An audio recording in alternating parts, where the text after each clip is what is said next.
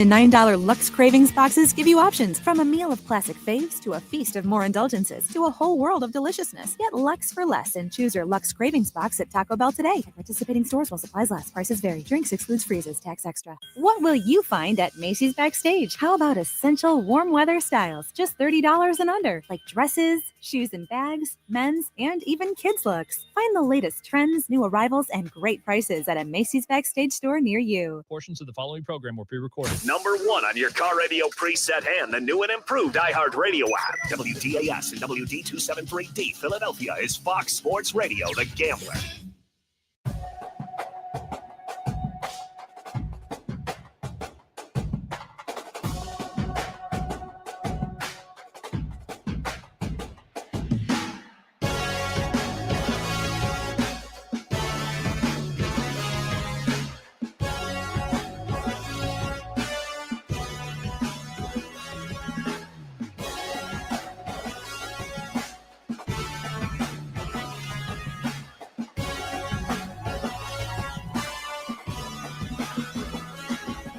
$124.94 the final, a 30-point rout. Not a single day went by this season that Oklahoma City did not hold the best record in the West. And now this historic, relentless thunderstorm has unstoppably, emphatically, and officially earned the moniker best in the West. And the Eastern Conference Championship has been captured by the Indiana Pacers. You can hear the crowd. They are just ecstatic. Well, I'll tell you what, if we were judging the NBA Finals and picking winners based off of the play-by-play announcers' calls as they wrap up both Western and Eastern Conference championship games, that's easily a route for the Oklahoma City Thunder. And if you polled half of America right now, I'm pretty sure they would be in agreement there. Good afternoon. Daily Ticket live. Sam Oshtry from The Score. Sean Brace. We got Julian Edlow from DraftKings Sportsbook at 3:30. You get Sean Bernard at 5 o'clock. Oh, by the way, Natalie Eganoff is going to be joining us at 4:30. She's been brought on and being a part of all things iHeartRadio here in Philly, and we know about her sports background, so she's going to be getting involved with us here on the Gambler side a lot more moving forward, Sam. Exciting stuff around these parts. And, of course, NBA Finals Game 1 tonight, man. How you doing? I'm doing great. It feels like we haven't played ball in a long time. Right. And as the season winds down, you got to embrace every chance we can get to watch some hoop before we're off for a long time. See, I heard, like there are a lot of people that aren't even going to watch this. There are. A lot of my friends have been texting me saying they won't even turn on this finals. I call BS on that. No. I don't think so. These are going to be one of the worst rated finals. Not that it should matter, but this is going to be one of the worst rated finals in a long time. That's a shame. It is a shame. You're judging a book by its cover. In what way? By not tuning into the NBA Finals, the two best teams? There's not a lot of star power. And like SGA is a superstar. He's about to do something that only three other players have ever done in the history of the game. How many people actually know what SGA even sounds like? I'm serious. All right. Like SGA on the court is a superstar. Yeah. But how you get people into watching the NBA Finals, your marquee event, your championship series. Lakers and Knicks.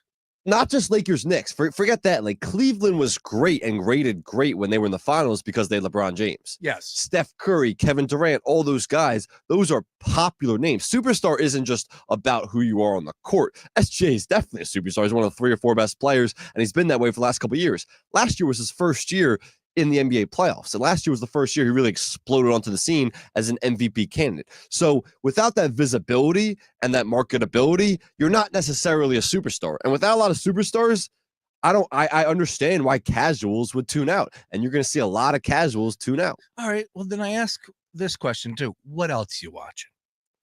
Doesn't that play into something here? Yeah.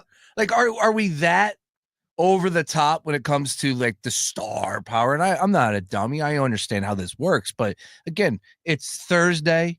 It's June 5th. Like there's no Stanley Cup games tonight. I think there is college baseball, maybe. Super regionals. I know there's college World Series. Yeah. Major League Baseball. Sure. Phillies play at 3:00 today. So whatever there. Like tune in, give it a shot at least. I agree. I would encourage everyone to watch because it's great basketball. It's two great basketball teams who play a really fun style. Yes. And similar styles, but also contrasting styles in this matchup. So I would encourage everyone to watch. It's going to be awesome basketball. But I also understand why casuals. I understand the business. I get why at house sports and why people watch and what attracts them to it. And if it's two teams where one is a massive favorite without a lot of superstar power in terms of the marketability of the superstars, a lot of people are going to tune out. So I don't know what else they're watching, but you're going to see a very poorly rated finals. And you know what? Shame on me because I'm going down this path to open up the show. I think casuals ruin things. I think the fact that we worry about the casual, but you need them. But you need them for ratings in the NBA. Like the NFL and football is a different breed. It's a different breed. Football is king. Yeah, because heard that'll right here always, at 6:00 every Wednesday. Ryan B. Coyle and Nick McClellan. Go ahead. Exactly. That'll always be the pinnacle of sports in this country. It's baked into American fabric. Yes. Football. NBA is different. You need the casuals. Like you need those casuals for the popularity and the ratings because a lot of the casuals are the people who love the drama. They love to talk about the league in the offseason as opposed to actually watching the games during the season. And in terms of popularity and ratings and all that, you need those people. You want those people to be enamored with the NBA and with NBA basketball, but you don't always get that. I think casuals are ruining it. That's my take right now. I don't care about the casual fan. You know what? I care about the hoop guy, the hoop girl that's been watching the NBA season, that's been watching the playoffs. I care about the people that have money on this. I care about the people that actually, you know what, are sports fans. That's where it starts and ends for me. Like if it's a sport, I'm tuning in because I'm a sports guy. I love sports. Yeah. I don't need the superstars. And look, you want me to build this series up? I can. Because to me, that's where I want to start the show with you was when we talk about where we're at right now with these two teams, and we talked about last week, what does it say about the state of the NBA with these two teams? And it's a different conversation. But, 2-3 weeks ago, the Boston Celtics were a slam dunk to be in the NBA Finals. 2 months ago, it was all about the Boston Celtics and the way that they play the game. Of course, they just won the championship last year, so we understand that. They were dominant this year. And look, if the Tatum injury doesn't happen, I don't know. I still don't think that they win that series, but we'll see. Or it could have been a different story, whatever.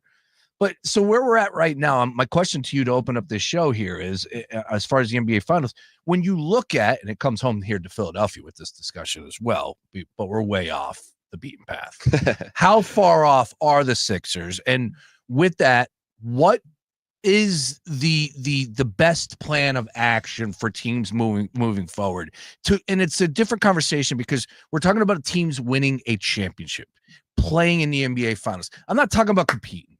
I'm not talking about getting the 1 seed and then getting knocked out. I'm talking about building a roster from top to bottom, a style of play, a coach, a general manager that you can believe in and not get rid of after 3-4 years. And credit to the Sixers for hanging on to Daryl Morey for that point. Maybe they should, maybe they shouldn't have, but at least they're giving him the golden opportunity.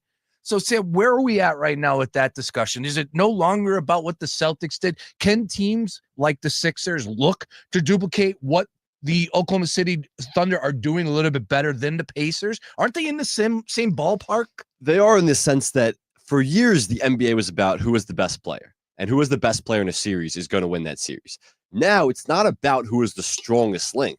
It's about who is the strongest weak link. You can't have weak links on your team anymore. Like, we look at these two rosters, the Pacers and Thunder, it's about both ends where they are so deep and they don't have weak links. Look at how the series played out throughout the playoffs against the Nuggets. The Nuggets had a bunch of weak links. They didn't have a bench. They had to play Russell Westbrook a ton of minutes. Michael Porter Jr. was a liability out there. Look at the Knicks. Karl-Anthony Towns and Jalen Brunson, both liabilities defensively, which the Pacers perfectly exploited throughout that entire series. So if you have weak links on your roster on one end or the other, and multiple of them that you're consistently playing, you're not going to be able to make a long playoff run. It doesn't matter if you're the best player. The Knicks had, in my mind, the best player in that series. The Nuggets had the best player in the series with Nikola Jokic against the Thunder. It's not about the best player. It's who is the best, worst players. And that's what these two teams have done so well, is building complete teams where there are no weak links on the team, where there's so much depth and so many opportunities for different guys to contribute on both ends. Like this entire Thunder team, they play a bunch of guys, but they're production defensively never drops. It never drops no matter who they have coming in off the bench. Offensively, yeah, you want Tyrese Halliburton or Pascal Siakam on the floor, but the play style they play with and how they operate offensively doesn't drop when you have TJ McConnell coming in off the bench. So that's how rosters are built now. And that's how these two teams have made the finals. That's why the Thunder have been so dominant all season and are a historically great team based on some statistics like net rating you could throw out there. The Sixers and teams like that, those teams are far away. Oh, yeah. And when you're just trying to build a team based on superstars and throwing a bunch of superstars together, you're not going to succeed in today's version of the NBA because you need a complete deep roster. And you know what? Of course, that would, that goes back years, and you need a great roster, a great team.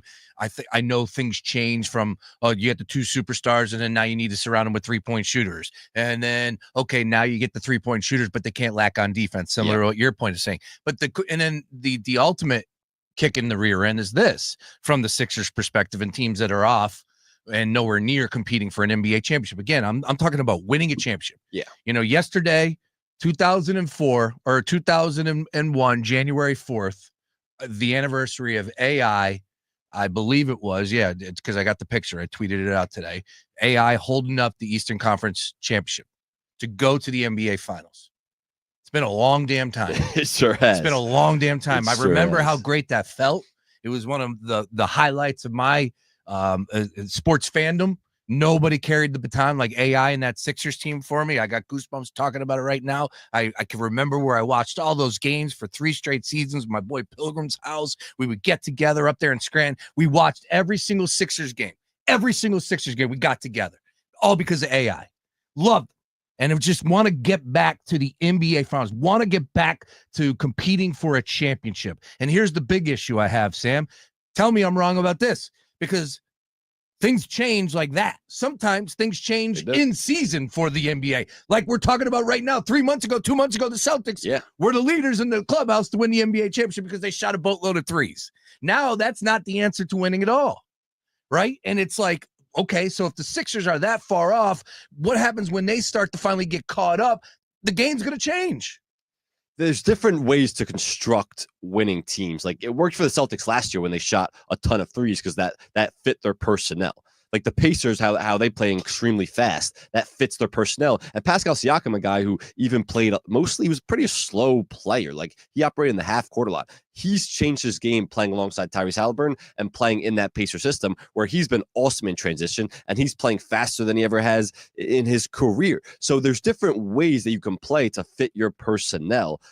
For the Sixers, it's all about Joel Embiid. Like when you have a big guy like that, it's all about Joel Embiid and surrounding him with the right parts, where whether it is 3-point shooters, whether it is 3-and-D guys, when you have a great pick and roll partner like Tyrese Maxey, when you have a spot up guy that Paul George was supposed to be, but he obviously didn't live up to that. And those 3 guys never even really played together any real minutes other than a few games. So you never even got to see that trio work and operate. And then you add Jared McCain to the equation. There's different ways to build teams. And I just think that the things that are necessary is depth and having not 5 guys, really 7, 8, 9, 10 guys, if you're the Pacers' sake, who can defend at a high level and hit shots and pass and are not liabilities in any of the fundamentals of basketball. They're not liabilities. And that's what the Pacers and Thunders have done so well. And that's what every team is going to strive to do moving forward. It's crazy when you start talking about the first thing that is their strengths for both of these teams, specifically definitely the Pacers. I would say Oklahoma City is more defense for me, but as I said, they play at a high pace as well. So like Mike D'Antoni, right? Thinking back to his days, like this 7 seconds or less. He started this pace, ahead of the curve, space run era. Yeah. I think the Sixers are still trying to hire him. But again, I just want to bring it into as we move on to 2 teams that remain, and one of them will be the NBA champion for this year, most likely going to be the Oklahoma City Thunder, although we do have some major line movement. We'll get into that in just a second.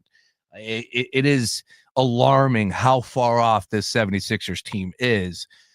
But with a chance of, if they can get McCain to continue to move into the right direction that he was last year, if they can get Maxey, Grimes comes back, right? And I know we've said this before, But now you're building a roster. Now you're building a team that can at least compete as far as with the pace, with that style. Now, is that the end all be all? No, but those are at least, like you said, both of these teams run 10 deep.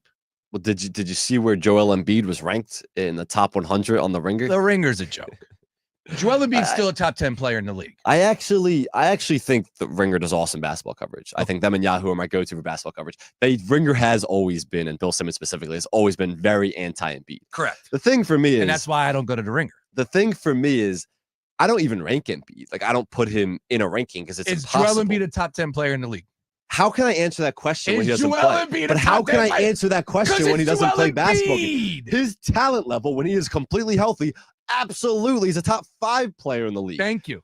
But how can you rank a player that is never available in crucial moments, but now he's just never available, period? So how can you rank a player? I don't even put him on a list. Like, I just put him to the side. Was he not in this available other in list. the previous playoffs? He was, but he was also banged up. He missed true. most of that regular season, which is why they were a playing team. And then he was banged up in the playoffs. And he still led the damn playoffs in points per game. I don't even consider him like around the last 2 seasons. I really don't. Like, he missed most of that regular season 2 years ago. Don't That's why make they me had stick up for Joel Embiid. Please don't. So how am I? Where am I supposed to rank him? How can I say he's a top 10 player? How can I say he's better than Steph Curry right now? Like, who's on the? No, I wouldn't. But Steph Curry's like a borderline top 10 guy these days. Like Kevin Durant. How is Joel Embiid better than Kevin Durant? If you don't play basketball games, it's the oldest saying in basketball. Your best ability is availability. I can't even get it out. No, you're right. You're right. But it's like, that's true. If he can't play and doesn't play basketball games, what am I supposed to say? How am I supposed to rank him? So 84 is ridiculous if you are going to rank him. Christian Braun, was 83. Absurd. I was told. Sean Menard. It's absurd if you're going to rank him and put him that low. I just wouldn't rank him, period, and just put him on this list by himself. Be like a guy who is top 10 when he does play, but he never actually plays. So I don't know how you rank a guy like that. But again, to the Sixers' point, it's all about him. Like, everything the Sixers can hope for next year and all their goals, which should be winning an NBA championship or winning the East at the very least. That's the goal. That's the pinnacle. It all is about if Joel Embiid is healthy or not. And there's no reason to believe he will. It just cannot be. But it is. And that's the thing. They're set up enough in the future where in the post-Joel Embiid era, they're not going to be a horrible team with the third pick, with Maxie McCain. But right now, it's all about if Joel Embiid is healthy. I don't agree to a point. Yes, you're right. But Joel Embiid's not going to be healthy to start the season next year. Why not? He hasn't played basketball. Didn't he get surgery? Yeah, he got surgery a couple months ago, but he hadn't played basketball before that a long time. There's no reason by the end of October, maybe training camp. There's no reason the end of October he should. I mean, look, you're probably right.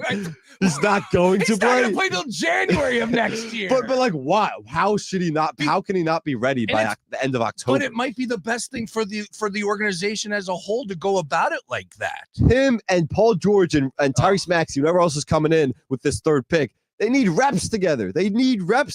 This plan, how many times are we going to go through this plan where Joel Embiid is just going to load manage or not play or play till not play till January? No. And then he's just going to be fine and the team's going to be fine. That's not how you build a winning roster. Bring him back in January. Don't even think twice about that. And congrats. They'll make the playoffs and then there'll be a first-round exit. It's like, what do you want? I think the focus needs to be on, and I mean this, I didn't think we were going to be talking Sixers, but I just think you have to have Tyrese Maxey be the guy. You have to have Jared McCain take that next step. Tyrese Maxey will never be the guy on a championship. You can't. He just won't be. Like, I love Tyrese Maxey as a player, but he won't be. McCain also won't be. Like, that's a really small backcourt, which will have a lot of problems defending. Yeah, I'm not talking championships next year. But I'm talking about the approach for this organization to move forward in the best method possible. You cannot go in going, it's all about Joel Embiid. You just can't. Well, I think the reality of the situation is you are right, but you can't do that. But I actually think they're decently positioned because they have pieces to carry them into the post Joel Embiid area, whenever that comes. Correct. Maybe it's after next season. Yeah, I'm with you. Or maybe it's a few years down the road.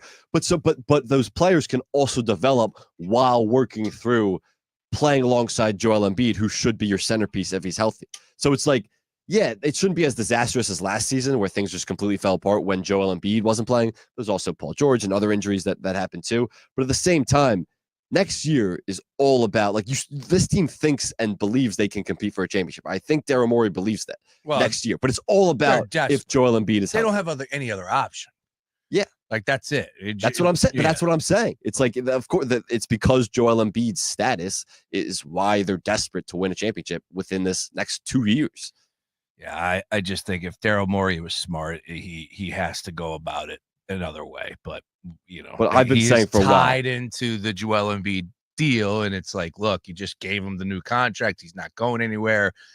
And to a fault, he's cornered himself with this, and that's the issue. But as a Sixers fan, as somebody that wants something new here, I just, you can't. Like Joel Embiid, hey, if he plays, great. And I do believe in his ability. As I just said, he's a top 10 player. When he's out there, he's incredible. Yeah. When he takes the floor, he's the best damn player on the court.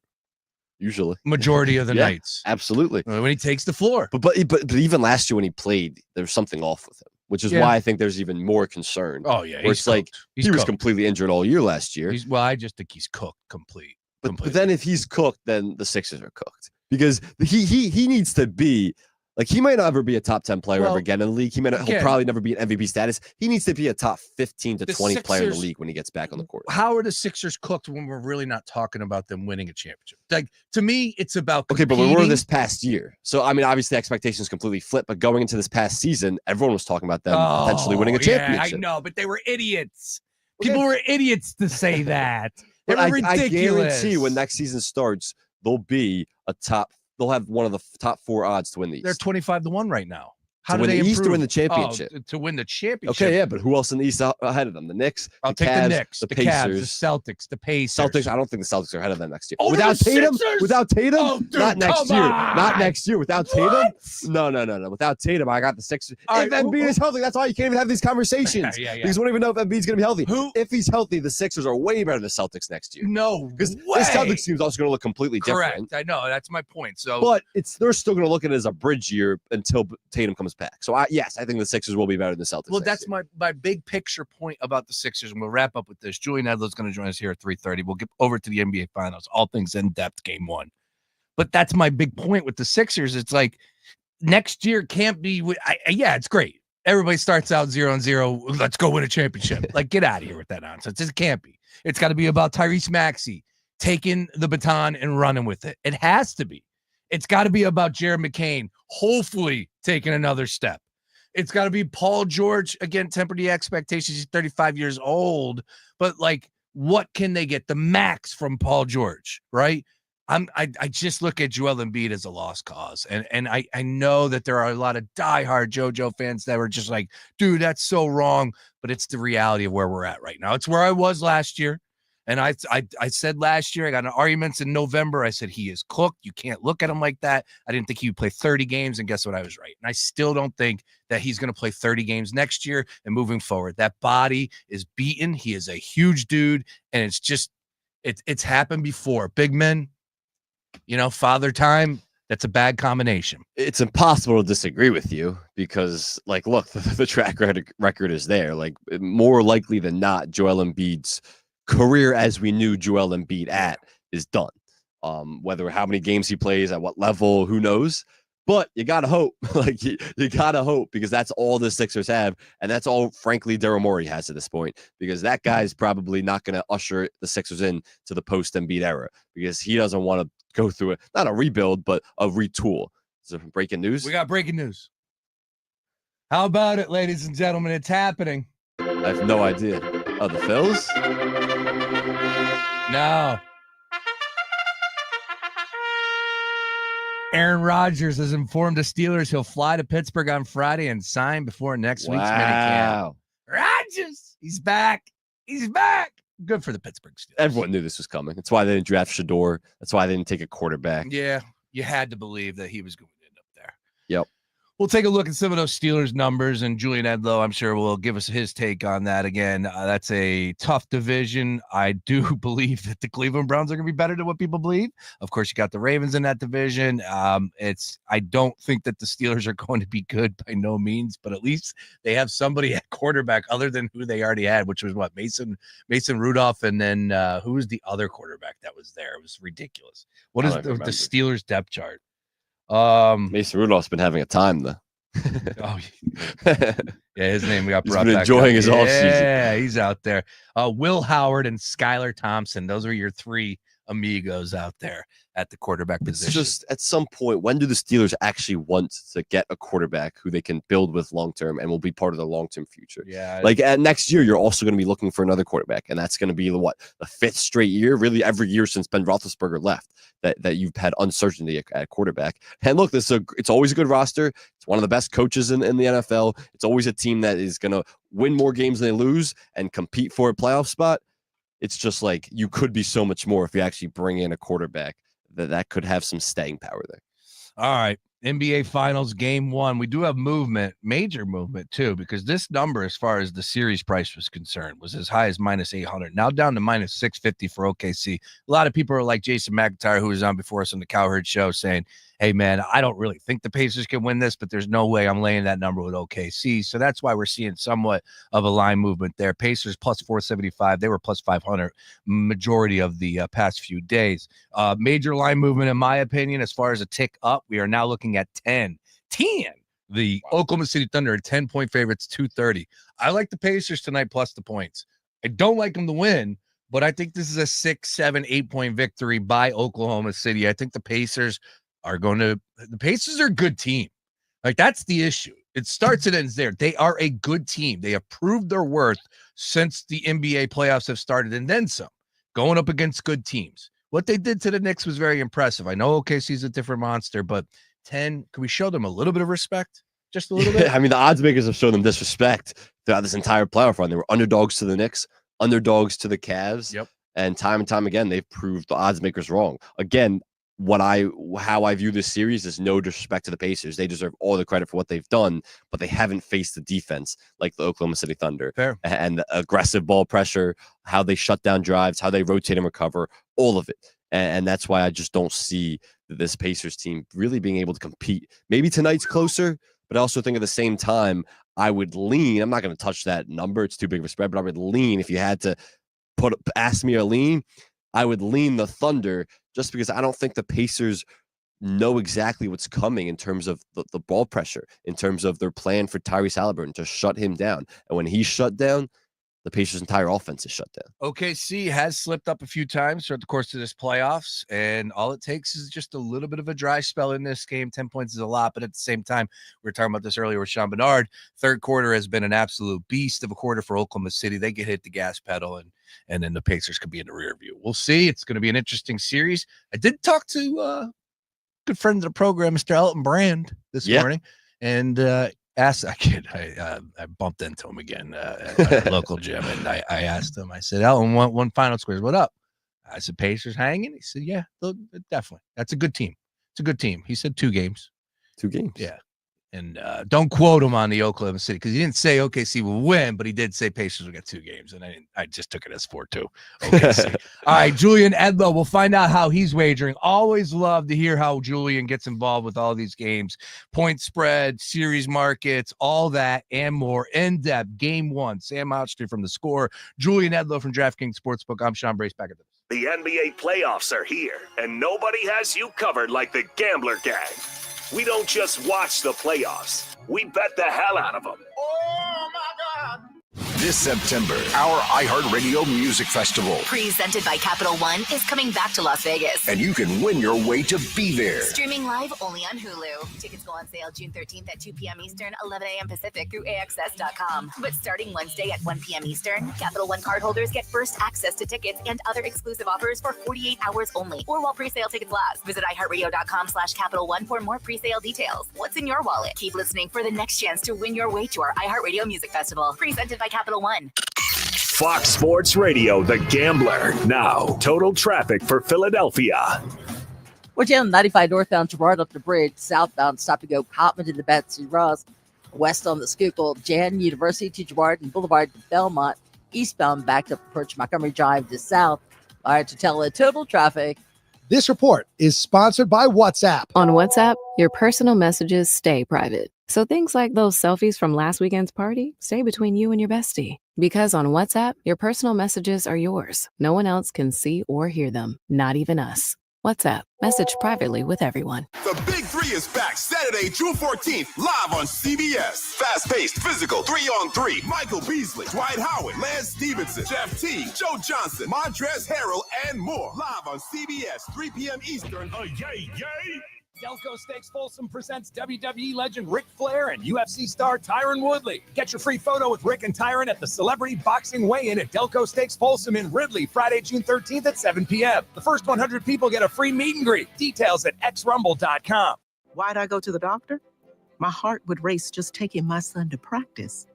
It didn't feel right. So I got checked out. Turns out I have atrial fibrillation, which increases the risk of stroke about 5 times.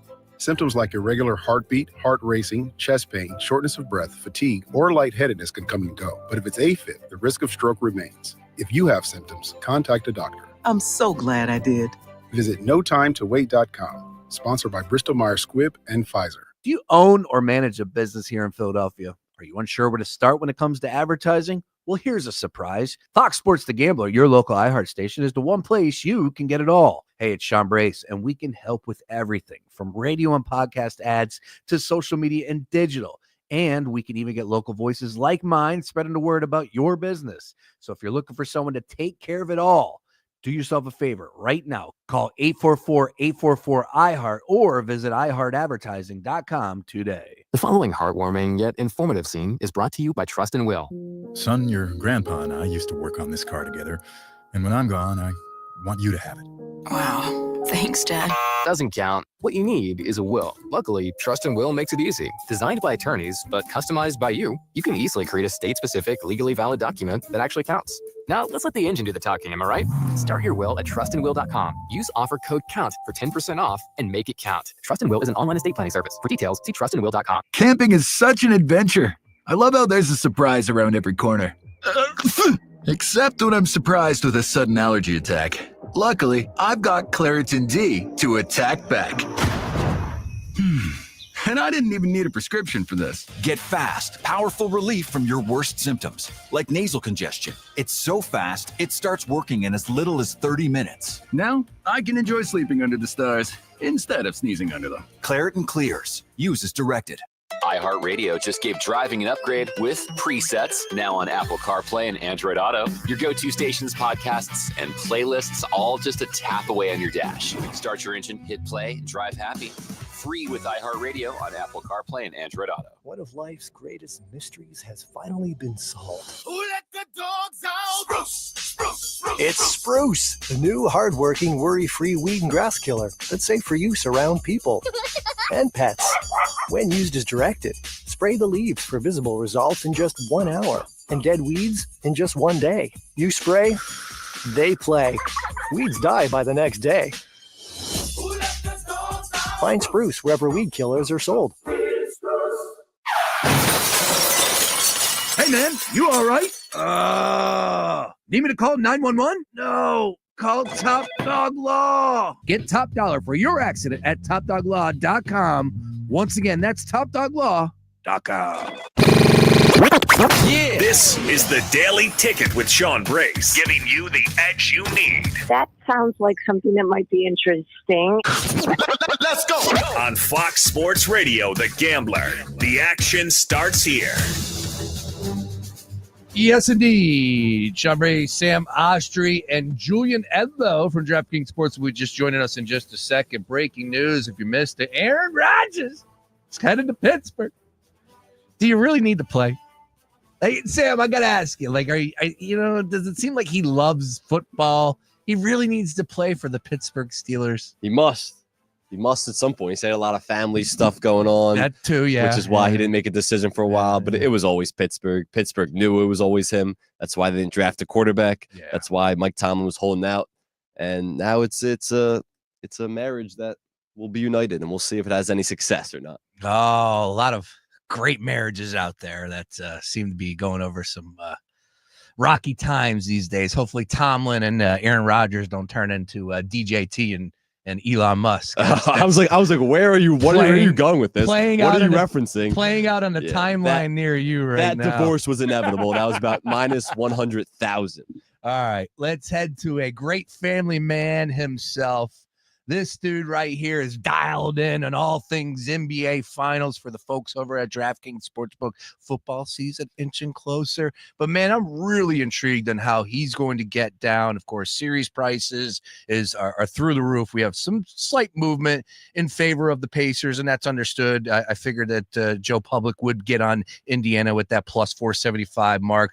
But there's 100 different ways plus over at DraftKings Sportsbook to wager on Game 1 and the NBA Finals. And we're going to try and hit on every one of those wagers. I kid. Julian Edlow joining us right now on the Gambler Hotline. Julian, how we doing today, sir? Doing well. Excited that we're done with this NBA layoff and, slow time of year. So let's get going. Yeah, you're right about that. Quick one. Let me gauge you on this one here. Your temperature. Should we care about what casuals say? Like I've had enough. I don't care for the people that are like, no superstars in this NBA Finals. I'm not. But if that's your take, then shut up. Like I don't like. We need to just move past those people because it's sports. I love sports. I watched probably 10 hockey games all season. You know what I watched last night? Game 1 of the Stanley Cup Finals where I know 3 players. Okay? It's sports. I love sports. That's what we do here. We love sports. Sports. And we care about these casual takes, and it's just like, why? Why do we put ourselves through this? You don't want to watch? So what? Sorry, Julian, should we care about the casuals' opinions? No, I mean, it is what it is. I'm bitter here in Boston because I was excited about a title window that I thought was wide open, and now it's one championship and it could be closed until that window could be closed until the 2027 title. Like, things change quickly, so kind of take it for what it is. We'll see if this Pacers team that made it to the Eastern Conference Finals last year and made it to a NBA Cup final the previous year, they've been better than we've expected all along. We'll see if they're better than we expect against OKC. This opened with OKC as the 6th largest finals favorite of all time on the series line. It has moved from minus 750 to minus 675 on DK Sportsbook. It's now the 8th largest series betting favorite in NBA Finals history. But the Pacers have won 2 game ones on the road in a row. So, let's see what happens tonight. I like that. Number up to 10 right now on DraftKings Sportsbook, showing 10.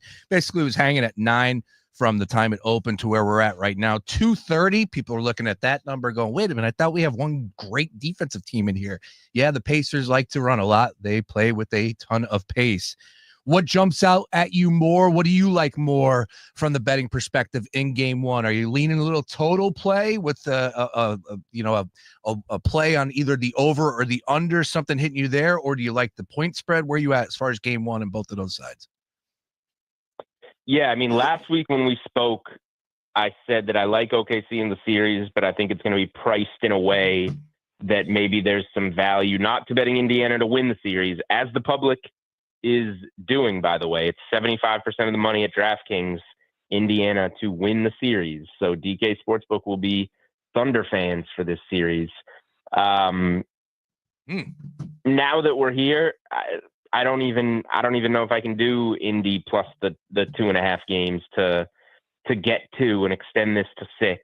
An interesting Game 1 nugget, going back 25 years, tonight will be the 5th time that we've had a Game 1 favorite of 9.5 or more points. The underdogs are 4-0 against the spread. They have covered all of them. They're 2-2 straight up. Whoa. Those wins would be, now we're going way back though. Those wins would be the 2004 Detroit Pistons, who were 9.5 point dogs at the Lakers, won Game 1, won the series. Series was probably similar to this one. Lakers minus 700, Pistons plus 500. Pistons 1-5. So there's your model of what type of upset this would be. Do you know the other one in the last 25 years? Sixers in Game 1 versus the Lakers. I got it. I asked you for a reason. Game 1, 2001. Allen Iverson steps over Ty Lue. The Sixers as 11.5 point dogs. Wow. Win Game 1 in overtime in LA. Other two, by the way, the dogs actually should be 3-1 straight up in this game. the most recent one, 2018, Cavs plus 12.5 against Warriors. J.R. Smith Smith dribbles out the clock in a tie game, goes to overtime. Cavs lose by 10. They cover the 12.5, but they lose the game. So underdogs have done very well. Big underdogs, the last 25 years, have done very well in these games. Now, that recent one is the only real model or like recent game. Those other three are all Kobe and Shaq Lakers teams that didn't cover. Two of them lost outright. So it's been a long time. OKC just wins in so many blowouts. OKC is a home favorite, 34-14-2 against the spread this season. OKC is a double-digit favorite, 26-13-1 against the spread this season. I'm gonna get cute. I don't want to get into this double-digit trend. I don't want to be laying too many points. I did the first quarter full game double result. Get out to the strong start at home. Maybe Indy's a little overwhelmed. That's only minus 125 on DK Sportsbook. That is the best price that you will find out there. I don't mind the double result either, but that's how I'll be playing it. OKC to take a lead early and finish off the game. All right. By the way, favorites over the last 20 NBA finals. This is from Action Network. 18-2 straight up, 17-3 against the spread in game one of the NBA finals. Yo. Well, look, I like what you were talking about as far as the big time dogs in the game one and going back and having them win outright too. And I feel like the Pacers are going to get one of these first two. I just don't believe this is going to be a sweep. I do. I think they're going to go in there and get one of these. They're going to steal a road game now. Yeah, I do. I feel like that is the case. And let me tee you up on this question, because this is why I do believe that. I think the Pacers are a good basketball team. I think they're playing great hoops right now. And look what they have shown us. Look who they have beaten so far. And it should be enough for like the average Joe fan out there. I get it, without diving into the numbers like you just said, to realize like, yeah, look, OKC's a great basketball team. The Pacers are a damn good team right now. They've been playing great since January, started off with a sluggish start, everything that they've had going for them. And then in the playoffs, they were the better team against the Knicks. They were the better team against the Cavs, and the Cavs were a great basketball team this year. So I just feel like there's a lot of undervaluing right now with the Indiana Pacers. That's where I'm at right now, and that's why I think the Pacers plus 10 are the play tonight. Again, I'm not going to argue because we know how great Oklahoma City is, but I'll take the 10 points. I'll roll with the Pacers here, and that's about as far as I can get with my Pacers love. Yeah, the Cavs are definitely the blueprint, right, for this postseason run of what the Pacers can do. Huge underdogs in that one. I played them with some games in the series. I took them ahead of game 2 in the series. I believed in them there. The difference is we kind of saw as it went on. All right, the Cavs are a little worn down from going pedal to the metal all season. They were dinged up. They had 3 of their top 7 guys out game 2 and kind of did their best to return and play as well as they could as the series went on.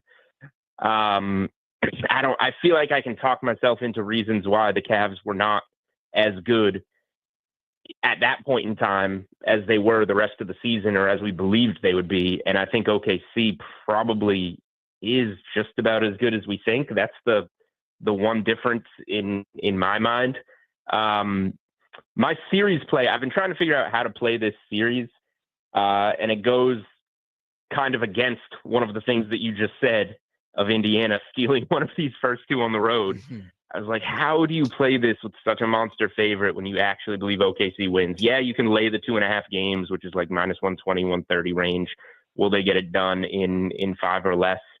Only place you're going to find this market, I believe, is DraftKings Sportsbook to go undefeated at home. You can bet it on the Pacers or the Thunder. OKC is minus 120 to go undefeated at home. Wow. If it's a sweep, you win the first 2.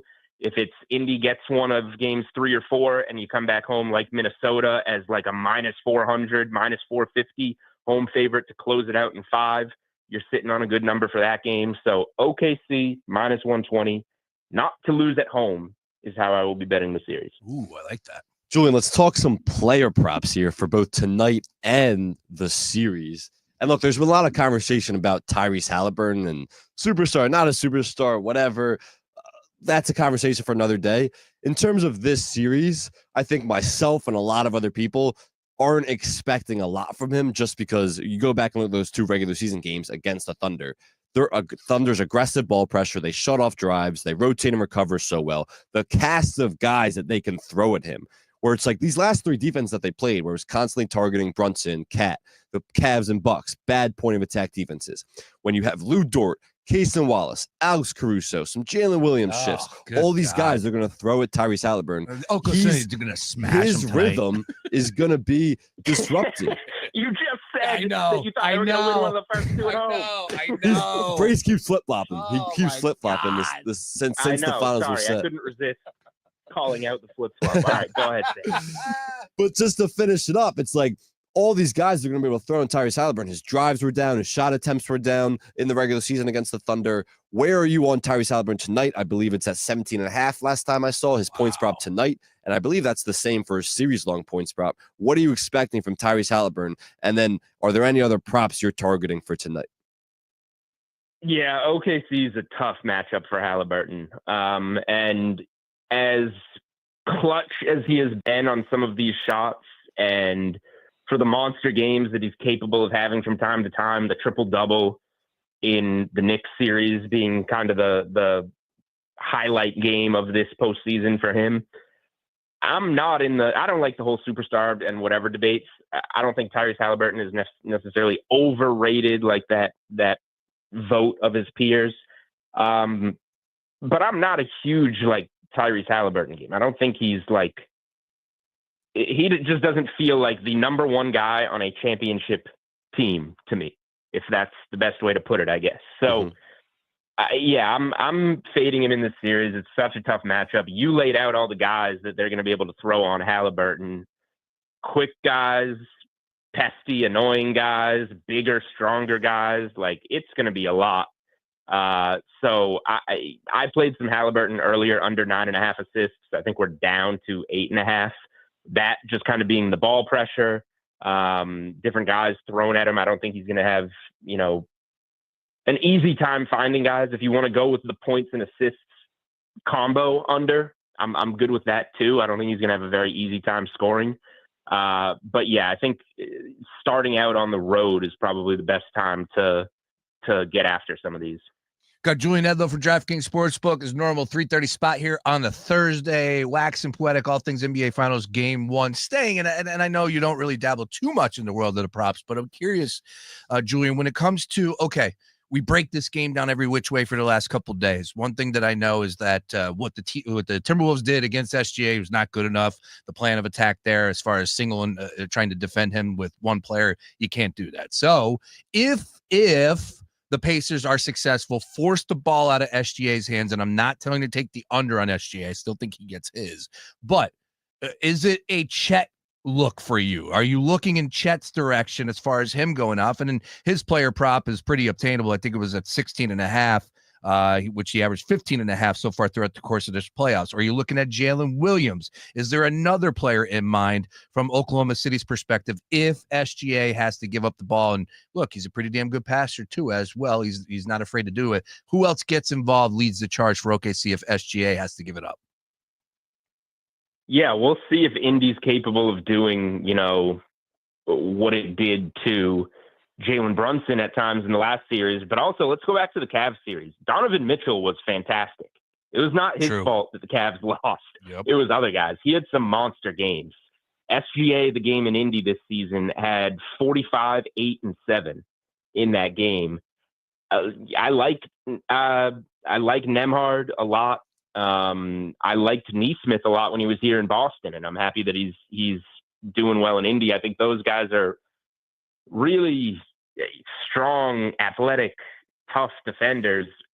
But I'm like you said, I'm not going to fade SGA in any way in this series. Maybe they can attempt to shut him off a little bit from a scoring perspective, although Indy's been allowing the other team to shoot as many free throws as anybody, and we know that SGA can get to the line. Just going back to one thing in terms of like a series-long prop that in some ways fades Halliburton but backs SGA.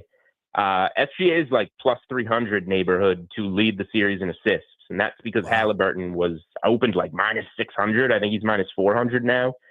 If Halliburton is going under his assist props, and SGA, who averaged over 8 assists a game against Minnesota,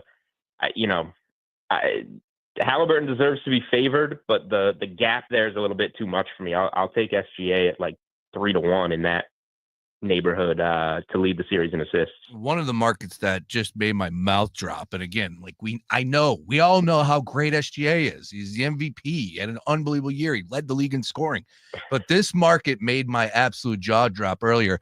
Scoring leader? Yes, the point, the differential as far as the payout is concerned, SGA minus 3,500 to be the series leader in total points, and then Jalen Williams is plus 2,500. That's the number 2 on DraftKings odds board. Then it goes Siakam 28-1, Tyrese Halliburton 45-1. He is minus 3,500 to lead.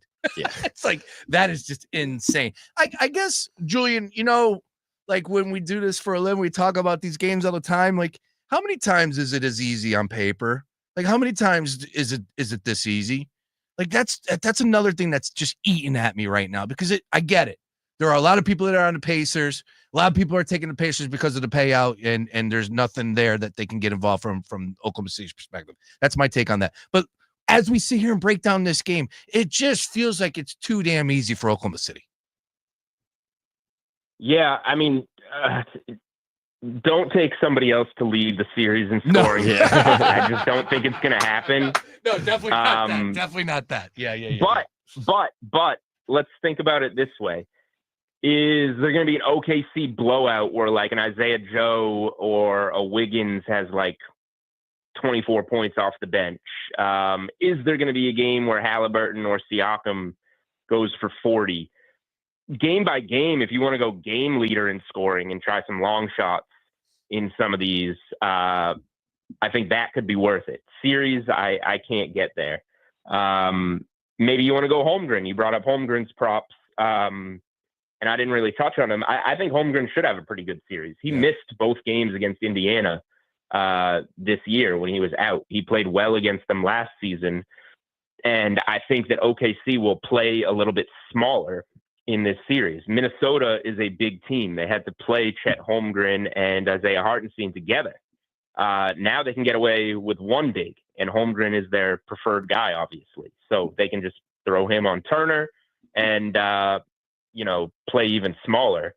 And that lineup has not, graded out too well with Hartenstein and Chet in there together, or as well as they would like it to. So I don't think that's going to make me play Holmgren overs, but we should see a good amount of them here. If anything, maybe Hartenstein unders, because they take him off the floor, and that can get messy if Holmgren gets into some foul trouble. Then Hartenstein's going to come in and play the minutes. But that's kind of the way I'm looking at it there. And don't bet somebody else to lead the series in scoring. But if you want to bet a game long shot, then go ahead. I particularly like that blowout angle for these games in OKC where you go way off the board. To your point about Chet, I actually played a very small sprinkle on his MVP at plus 8,000. Because look, I mean, the Thunder are going to win. Shea's going to win the MVP, but I'm not touching that at minus 600. And we've seen some kind of fluky things happen with the MVP. Comes down to voting. Andre Iguodala back in 2015, where he was the obviously the primary defender on LeBron. That's a big reason why he won. But with this Chet matchup, everything Julian just laid out, like this Pacers team isn't a particularly good rebounding team. So they can play with that lone big where it's going to be Chet at the 5 and Hartenstein on the bench. So I like Chet for that reason. I also think we'll have a matchup advantage against guys like Pascal Siakam. He's a height advantage. Against if Miles Turner, you stick Miles Turner on him, he has the ladder. Miles Turner got cooked by Cat. You saw that all last series. Cat was just driving by him all the time, and they had to send doubles at Cat eventually. but they're not sending doubles at Chet ever because the Thunder are just too talented, obviously, and he's their third option offensively when he's on the floor with Jalen Williams and Shea. So I think there's going to be opportunities for Chet to take advantage of that matchup with Miles Turner. When Miles Turner gets shifts on him, Miles Turner just doesn't have that lateral quickness to guard Chet's drives. So I think there's an opportunity for Chet to have a huge series. And I'm not saying that he's going to win the MVP necessarily, but a plus 8,000 when I want to play the MVP market and I'm not touching Shea, I think Chet was the guy for me. I'm looking around right now because I'm trying to find something else that's in the 80-1 neighborhood for you to bet instead. That'd be nice if you could find it. Please let me know. That's a good one. I don't disagree with any of your analysis. So like maybe you want to just take Holmgren's like per games on points and rebounds, or alternates like 20 and 10, double props. Like I think all of that is obtainable. I think there's no way OKC wins this series and SGA isn't far and away like the best player. It doesn't mean that Holmgren can't play really well, but if OKC wins, SGA is going to be great. So the only way for Holmgren to win the MVP then is that Holmgren has to be greater than SGA was, and I don't know how he necessarily does that. So, it's too much of a long shot for me, but I don't disagree with your thought process of him having a great series. So I'm just trying to think of another way to just go like 20 and 10 every game or something like that and still get a high payout, but not have to win the MVP. When I say it was a sprinkle, I mean it was a light sprinkle just to get involved in the MVP market. You got to play there. All right. A light sprinkle, small bonus bet. A chip in a chair, as they say, a chip in a chair. All right, Julian Edlow. Last one here as far as the NBA Finals Game 1 is concerned. Winning margin, where you at? Like, is this getting ugly? Is this a blowout? 10-point win? Is sweating? Where are we at? Winning margin, where do you see tonight? Yeah, if you made me bet the game, I'm laying the points with OKC. But again, I want to see what this looks like. Game 1 against Minnesota, OKC was down 4 points, I think it was at halftime, and made a little run just to get it to that. So I do want to see what it looks like. I am a little scared off by the big dogs in Game 1 history kind of showing up and doing pretty well. But again, those were like Lakers teams that hadn't lost all postseason, and it was Kobe and Shaq, and they were just hearing how they were going to win it all. Like, this is a young OKC team that feels a bit different to me. And the other one was, a Durant Curry team going up against the underdog was LeBron. Like, so I feel like that doesn't count either. They're all different cases. So I think OKC shows up in a big way, but again, I'm going to be a little more cautious and just play some different ways that OKC winning the game outright benefits me. And then we'll go from there. All right. Again, we'll talk all things next week. Next week will be after Game 3. So we'll have an opportunity to either talk about the sweep or whether or not the Pacers will finally win a game. Maybe they would possibly win Game 3 on Wednesday night. We'll see how that one plays out over these next few days. Julian, staying in the world of the NBA, Tibbs out as the New York Knicks coach. Good move, bad move? How do you play that? Yeah, somewhat surprising. I don't know. I just don't know exactly how they're going to do better. He got there. He won a coach of the year. He built them up year by year. They got better year by year. And they finally got their, monster upset over the Celtics, which, I give them close to full credit for that. They were probably about to go up 3-1 with Tatum on the floor, Brown playing good enough with the MCL, and Porzingis again. The Celtics have showed they can win without Porzingis, so I don't care about his illness. So I give them, like 90% credit for beating the Celtics. Other people will write it off with the Tatum injury and other things. Like, no, that's pretty close to a full strength win over the Celtics. So yeah, in that regard, I'm pretty surprised. If you told me that they had a big name lined up, then I would be like, okay, yeah, they're just trying to pass it on to even a bigger name coach. But I don't see that. The betting favorite is Johnny Bryant. Like, with all due respect to Johnny Bryant, I don't know if that's the type of name that you're looking for with this hire when you have a coach that's taking you up and up each year. So I was a little surprised by it. We heard the chirping about it. I was a little surprised it did actually happen. And I just don't know what you're going to get out there that's better right now. Yeah, that's where I'm at. And it was quickly easy to see that they did not have anybody lined up. And like you said, Johnny Bryant is the leader in the clubhouse. I couldn't pick out Johnny Bryant out of a lineup of two. I'm just, I was full disclosure. He's never been a coach he's a before. He was the guy, Cavs great assistant. Yeah. So, yeah. And what? But, I don't think that's the next Knicks head coach. Like, that's a big job. And the other guy that just got hired by the Suns. Jordan Knott. And he was a Cavs coach too. He was a Cavs assistant too. Wow. When you have a great year like the Cavs have, people try to poach your staff. Oh, yeah? All right. Great regular season. Good luck. Yeah, that's worked out before. Still in the Cleveland Cavaliers coaches. Cool. All right. Over to the NFL, Julian. Anything in play for in pocket for you as far as preseason win totals? Anything for you as far as NFL yet? I've done a little bit. I did take some Patriots over 7.5 when they were 7.5. I'm buying in on my local team over here to not be terrible. I think we're 8.5 on DK Sportsbook now, though, which I don't know if I'm touching it there, but 7.5 feels good. Did the line move after Stephon Diggs came back to camp? No, it was before that incident. For the boat, but good for Diggs getting into Foxborough.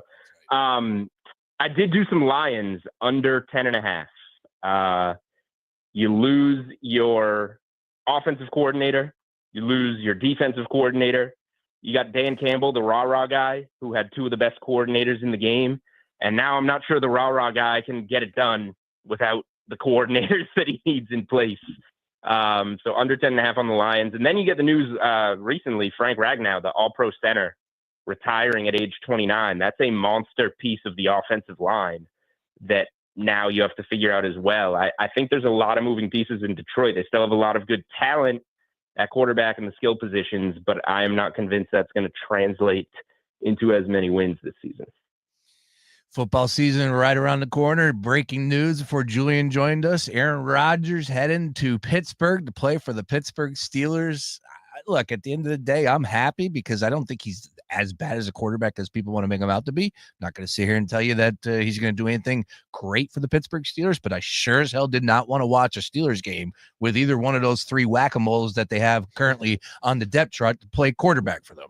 Will Howard, maybe because he's new, but Mason Rudolph, we've seen that story, and Skylar Thompson, come on, man. So Rodgers at least makes it somewhat interesting, but I'm not even going to waste time on that one. Is there anything that would make you play anything Steelers related, under, over, because Rodgers is there now?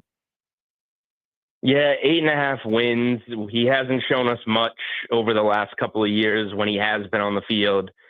I trust Pittsburgh a little more than I trust the Jets, just in terms of being stable. We know, Tomlin and the season's over 500 in a row. Like he's going to put a good team out there. From a betting standpoint, this was anticipated in the market. Like Rodgers signs, the Super Bowl odds haven't moved, the division odds haven't moved. Pittsburgh's still laying 3 week 1, which at the Jets, maybe they kind of knew something there. We're expecting this, just like the betting market that hasn't budged.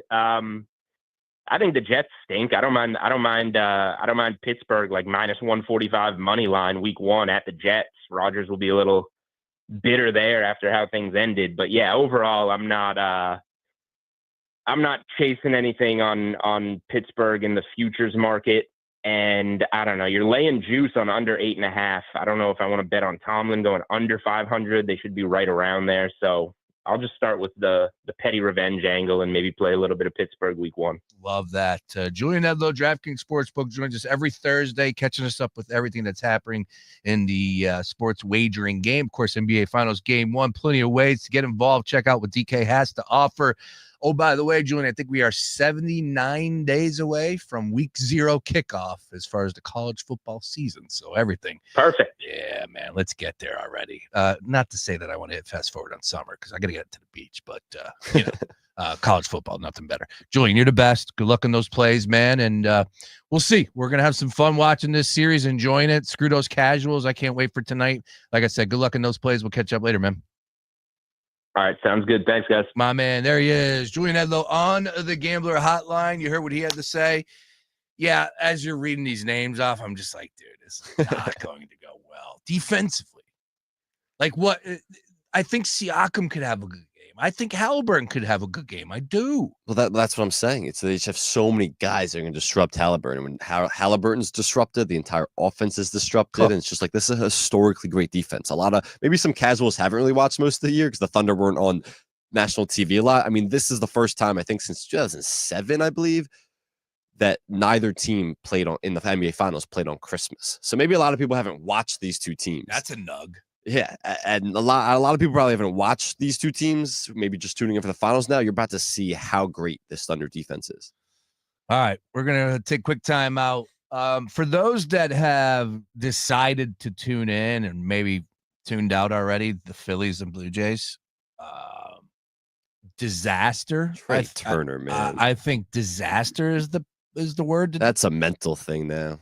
This team is getting the doors blown off them here in game 3 to win the series against the Blue Jays. Nobody cares. It's June 5th, whatever. But that was ugly. I think the score right now is what, 7-0, 8-0. Yep. Luzardo got smashed. I mean, he came with a bases loaded and then was out. So I think that's back-to-back bad starts by Luzardo, if I'm not mistaken. Yeah. So that's got to be somewhat concerning right now. And then it's 8-0 right now. We're bottom of the third. Turner had an opportunity to make a play on a pop-up that Max Kepler should have called him off, but did not. And Turner, like Willie Mays Hayes, caught it in the bread basket, but did not catch it, dropped it. 3 runs scored there. It's just a disaster of a game. 8-0 right now, Blue Jays. So if you back the Blue Jays in game 3, you're off to a great start. Not cashing any tickets just yet, but hopefully you didn't bet the Phillies. It's a mental thing with Trey Turner at this point. The errors are becoming ridiculous. I think we might have to give him another standing ovation. And there's been conversation about him moving to center field because of how bad these errors have gotten. He just dropped that pop up, so I don't know if he can play but there. The way either. he caught that was the way he came in. Obviously, was weird, but it's becoming a mental thing now, where these errors are a serious problem. Luzardo, they just popped the stat up. First 11 starts, I want to say. Is that the number? I apologize. I think 16 earned runs. Last 2 starts, 20. Yeah, it's not great. That's not good. Yeah, 2 starts. That's not great. No, this will be a series loss. Natalie Eganov's going to join us coming up here at 4:30. iHeart's own. She's going to be doing some stuff with the Gambler moving forward. She's got a great sports background, of course. The funny part, Sam, is I don't know. I met Natalie for the first time last football season. And I've heard about her. I've seen her on my television screen for years now, of course, at both radio stations, IB and the Fanatic for years. And I don't know much about Natalie. So with that being said, find out a lot. You know where I'm going. We're going to have some fun with Natalie at 4:30. All right. I got some questions that we're going to find out some background. Nice. And you know what? There's some things that we learn about Sam from time to time. I had no idea he was a coach. I had no idea that this guy likes to party. He was in Miami one weekend. Then he flew to Toronto the following. This guy gets... Don't out me, Brace. Don't out me. I like to keep my personal life personal. So we will... I'm going to mix some of those questions for you as well. I'll toss them your way because I got some Philadelphia old school, revisit the times questions. So do it. We can learn a little bit about Natalie and Sam coming up at 4:30. 5 o'clock, back to the NBA Finals with Sean Bernard. Him and I recorded a little earlier today, picks and roll to get his take. And we even talked a little Sixers, which I did not know about this story. What's the story? Apparently that there were some leaks happening and they decided to get rid of everybody over there. Did you hear about this story? All right. What are you talking about? I got to go dig it up. Apparently Keith Pompey had it. I apologize. I don't subscribe to the Inquirer anymore for my personal reasons. But if Keith Pompey had that means the leaks are still there. I don't know what story you're talking about. That's a good call. I'll dig it up. I'll have that for you on the other side. More daily digging up this. Patrick was way behind on his IRS taxes. I was in way over my head. The total amount ended up being somewhere just over $30,000. $30,000.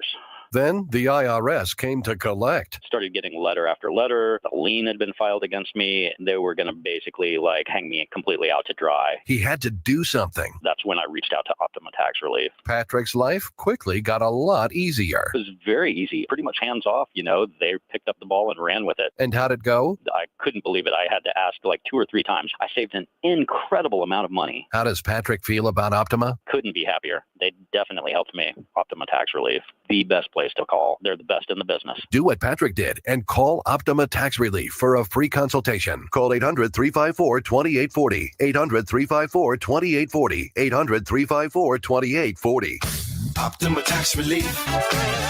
Testimonial from an actual client. Some restrictions apply. For complete details, please visit OptimaTaxRelief.com. CEOs You Should Know, brought to you by Comcast Business. Jennifer Lawson, President and CEO of Keep America Beautiful.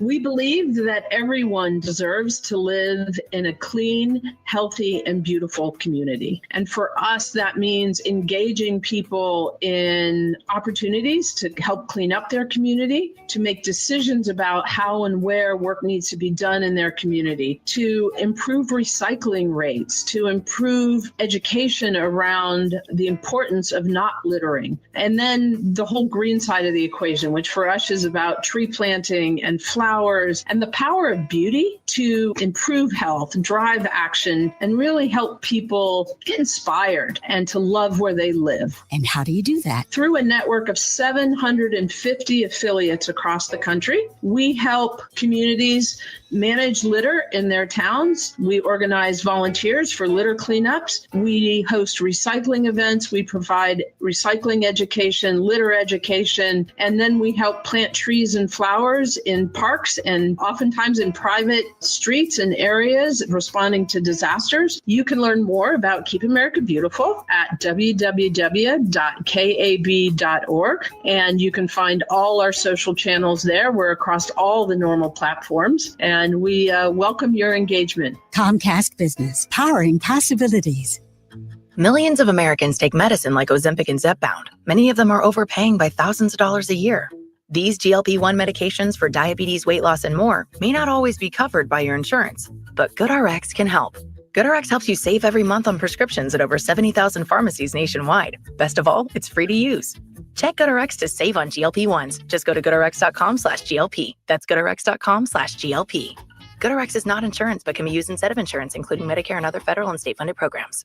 Wondering what a personal message with your credit card number has in common with way too many pictures of your dog? Well, they're both private. Because on WhatsApp, your personal messages are yours. No one else can see or hear them, not even us. WhatsApp, message privately with everyone. Hey, this is Lincoln Kennedy. Here's what's trending on the iHeart Sports Network. Presented by Mercedes-Benz. The NBA Finals are set to roll tonight in Oklahoma City. It'll be the Thunder and Pacers going at it. Both teams looking for their first title in over 4 decades. Eagles running back Saquon Barkley told the Green Light podcast when he retires, it'll be out of the blue while he's still at the top of his game. And Phillies right-hander Aaron Nola is nursing soreness on his right side. He was held out of a live batting practice session today just as a precaution. I'm Scott Davidson. The Mercedes-Benz Dream Days are back with offers on vehicles like the 2025 E-Class, CLE Coupe, C-Class, and EQE Sedan. Hurry in now through July 31st. Visit your local authorized dealer or learn more at mbusa.com/dream. Fox Sports Radio, The Gambler. Now, total traffic for Philadelphia. Good afternoon. Thursday drive home. A lot of volume out there. Jet up on the Walt Whitman into New Jersey, down to 42 south at 544. Westbound Schuylkill, bumper to bumper driving. University to Girard, then Boulevard to Belmont. Eastbound Heavy Blue Route to Belmont, then it's jammed. Boulevard to South. Divine Expressway westbound backed up 95 to the Schuylkill. Eastbound tied up Schuylkill to Broad. 95 northbound Jen. Fine Expressway up to Bridge. Southbound stop and go Cotman to the Betsy Ross. Lara Tutela, total traffic. This report is sponsored by Allstate. Some people just know you could save money on car insurance by checking Allstate first. Those people are probably saving a carload of cash right now. So what are you waiting for? Check Allstate first for a quote today. You're in good hands with Allstate. Do you own or manage a business here in Philadelphia? Are you unsure where to start when it comes to advertising? Well, here's a surprise. Fox Sports The Gambler, your local iHeart station, is the one place you can get it all. Hey, it's Sean Brace, and we can help with everything from radio and podcast ads to social media and digital. And we can even get local voices like mine spreading the word about your business. So if you're looking for someone to take care of it all, do yourself a favor right now. Call 844-844-iHeart or visit iHeartAdvertising.com today. The following heartwarming yet informative scene is brought to you by Trust and Will. Son, your grandpa and I used to work on this car together, and when I'm gone, I want you to have it. Wow. Thanks, Dad. Doesn't count. What you need is a will. Luckily, Trust and Will makes it easy. Designed by attorneys, but customized by you, you can easily create a state-specific, legally valid document that actually counts. Now, let's let the engine do the talking, am I right? Start your will at trustandwill.com. Use offer code MARK for 10% off and make it count. Trust and Will is an online estate planning service. For details, see trustandwill.com. Is reviewing life insurance on your to-do list? Now's the perfect time to add it. A friend recently told me that securing life insurance sooner rather than later can help you lock in lower rates for years to come. So I bumped this up on my list and got it done. I called SelectQuote and couldn't believe how easy and affordable life insurance is. I'm 40 and got a $500,000 policy for $16 a month. My husband's also 40 and his $500,000 policy was only $18 a month. Plus, with SelectQuote's same-day coverage, there was no medical exam required and we were covered by the time we hung up. Knowing I have this checked off my list feels amazing, but the peace of mind knowing my family is protected feels even better. Call SelectQuote at 1-800-743-8080. That's 1-800-743-8080. Or go to SelectQuote.com to get your free quote today. 1-800-743-8080. Details on example rate at SelectQuote.com. When I was in Iraq, our convoy was hit. It was bad. After I came home, I could still hear booms and see tracer fire. Makes it hard to be a good mom. As America's veterans face challenges, DAV is there. I'm Naomi Mathis, Air Force veteran. With the right support, more veterans can reach victories, great and small. With help from DAV, I was able to begin to heal. DAV provides a lifetime of support to veterans of every generation, helping more than 1 million veterans each year. Today, I'm part of DAV. We're veterans helping veterans to get the benefits they've earned. And I give my veterans my all. But there's more to be done and more victories to be won. My victory is being able to be here for my children. Naomi Mathis, thank you for your service. May your victories inspire many more. Support more victories for veterans. Go to DAV.org. Number 1 on your car radio preset and the new and improved iHeartRadio app. WDAS and WD273D Philadelphia is Fox Sports Radio, The Gambler.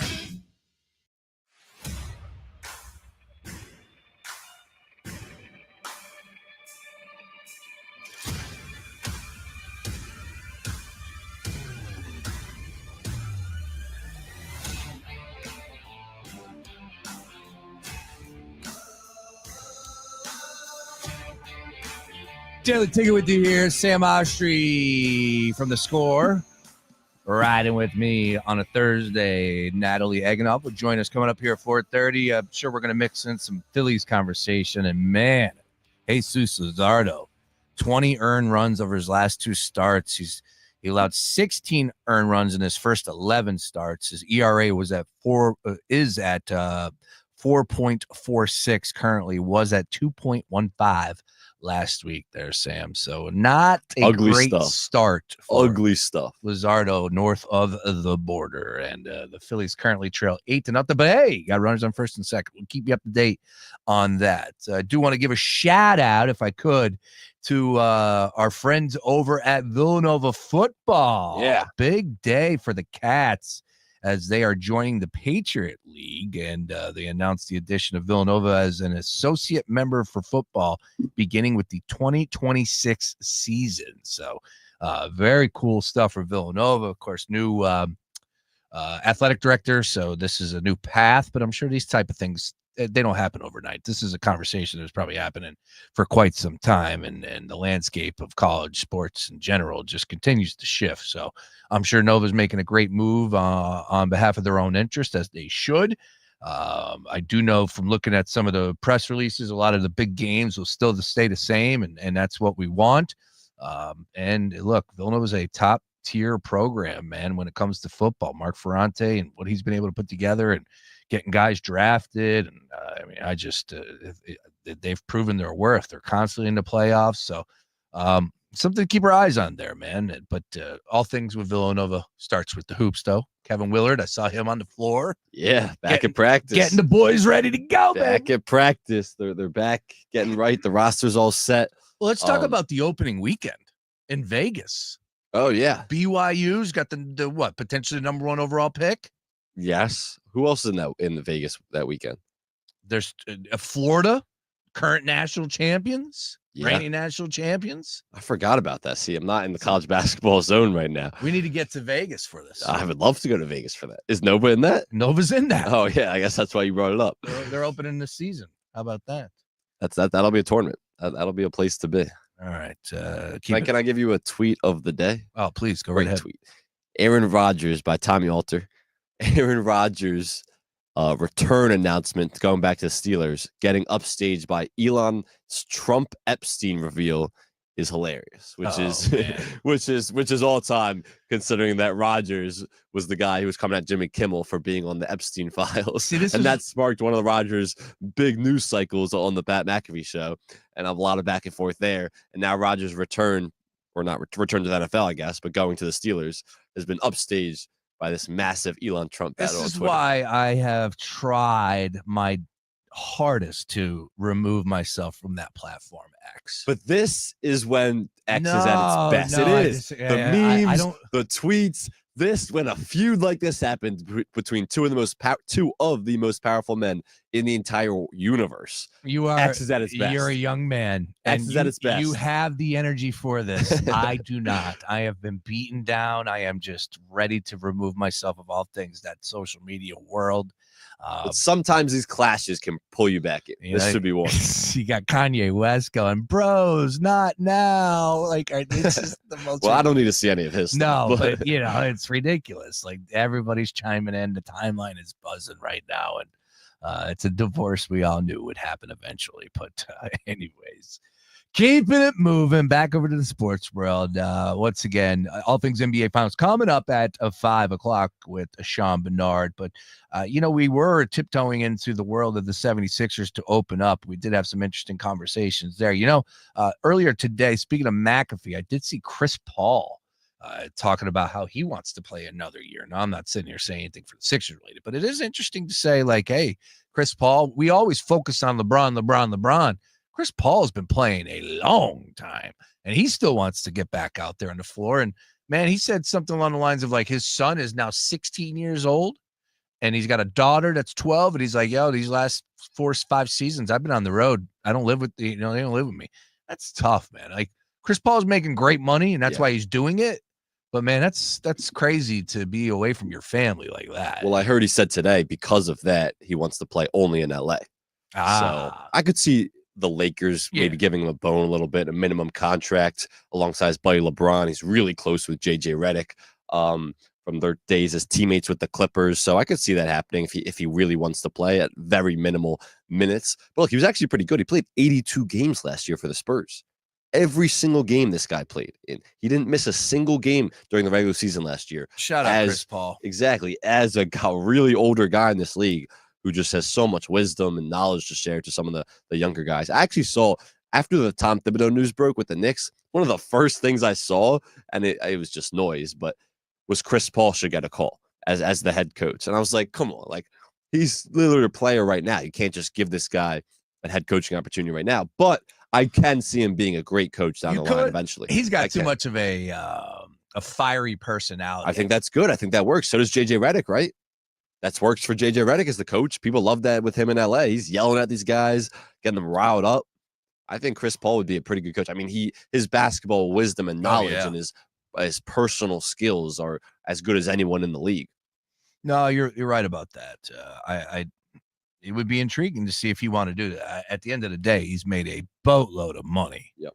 More money than JJ Redick could even, wave a stick. The caliber of players that those two guys are. No doubt. So it's just like, look, maybe he's got the itch, but man, I'm sure the itch could be satisfied just floating around on a boat for the rest of your life. He's got a lot of other things going on too as well. Business ventures. Business ventures. Yep. Yeah.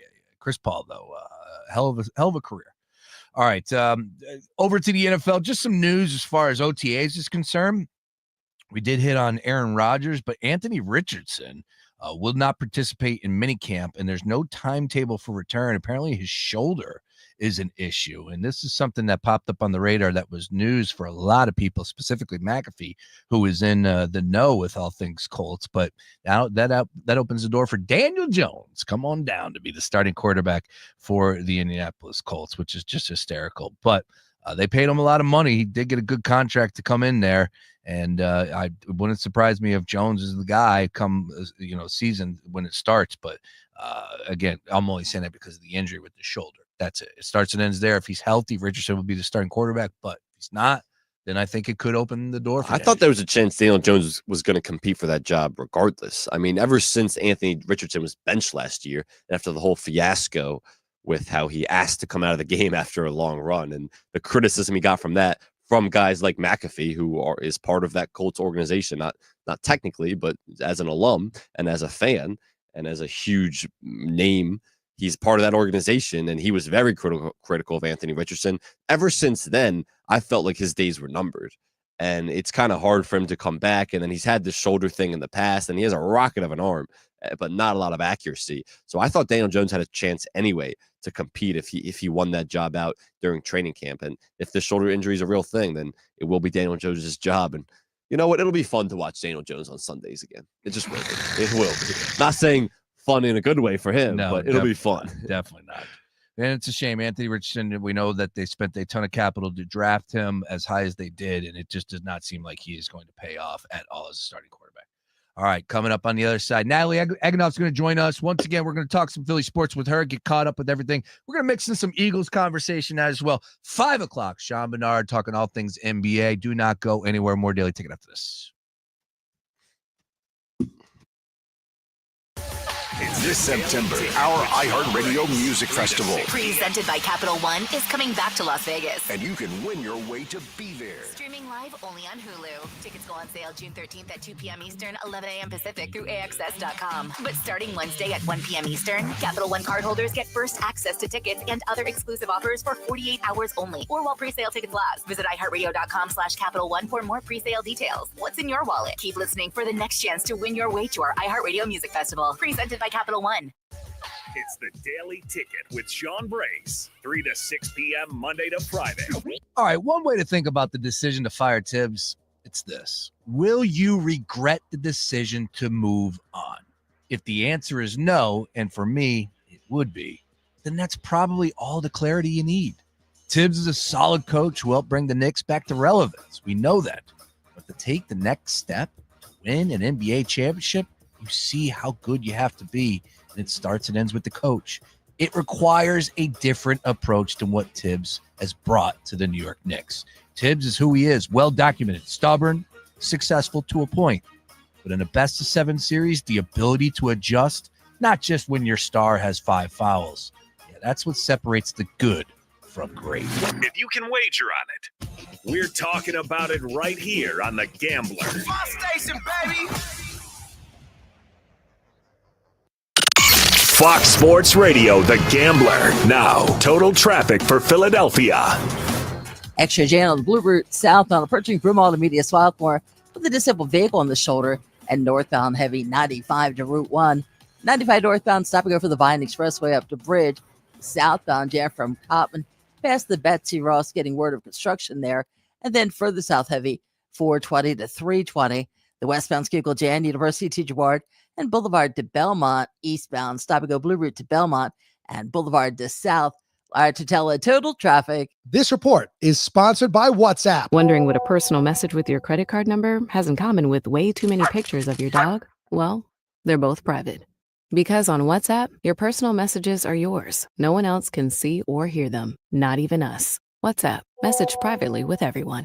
The Big Three is back June 14th, and we're kicking things off in Chicago at the All-State Arena. Old school, physical, 3-on-3, the most competitive basketball in the world. Check out the Miami 305 with Mario Chalmers, Born Ready, Lance Stevenson, and the Big Three MVP, Michael Beasley. Battle it out against the Los Angeles Riot with Jeff Teague, Jordan Crawford, and Dwight Howard, coached by Swaggy P, Nick Young. Does Superman have what it takes to be the face of the league, or can big man Reggie Evans shut down Dwight Howard as he promises? A must-see season opener. Also, the Detroit Amplifiers with former two-time Big Three MVP and champion Joe Johnson taking on his former team, the Chicago Triplets. Chicago versus Detroit. Always a big city rivalry. Dr. J coach and Jason Richardson and former NBA Sixth Man of the Year Montrezl Harrell. It's Big Three Fireball, and it's live on CBS. Basketball the way it's meant to be played. Intense, physical, fast. Season 8, every weekend this summer. Live on CBS, 3 p.m. Eastern, 12 p.m. Pacific. Followed by 2 games on Vice starting at 6:30. Yay!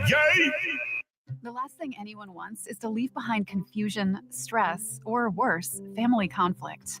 That's why estate planning isn't just for the wealthy. It's for families like mine, and probably like yours. With Trust and Will, I created my estate plan in minutes, from naming guardians for my kids to putting our house in a trust to avoid probate. Fast, affordable, and way easier than I thought. Every plan is designed by estate planning attorneys and customized for your state. Plans start at just $199 and include essentials like healthcare directives and power of attorney. With Trust and Will's bank-level security and built-in privacy protections, your personal information and your wishes stay safe. Whether you're newly married, raising kids, caring for aging parents, or just want peace of mind, Trust and Will makes it easy to protect what matters most. Go to trustandwill.com, use code RADIO at checkout, and save 20% on your personalized plan. Because there's no better time to protect the people you love. Trust and Will is an online estate planning service. See website for details. Hey, man, you all right? Need me to call 911? No. Call Top Dog Law. Get top dollar for your accident at topdoglaw.com. Once again, that's topdoglaw.com.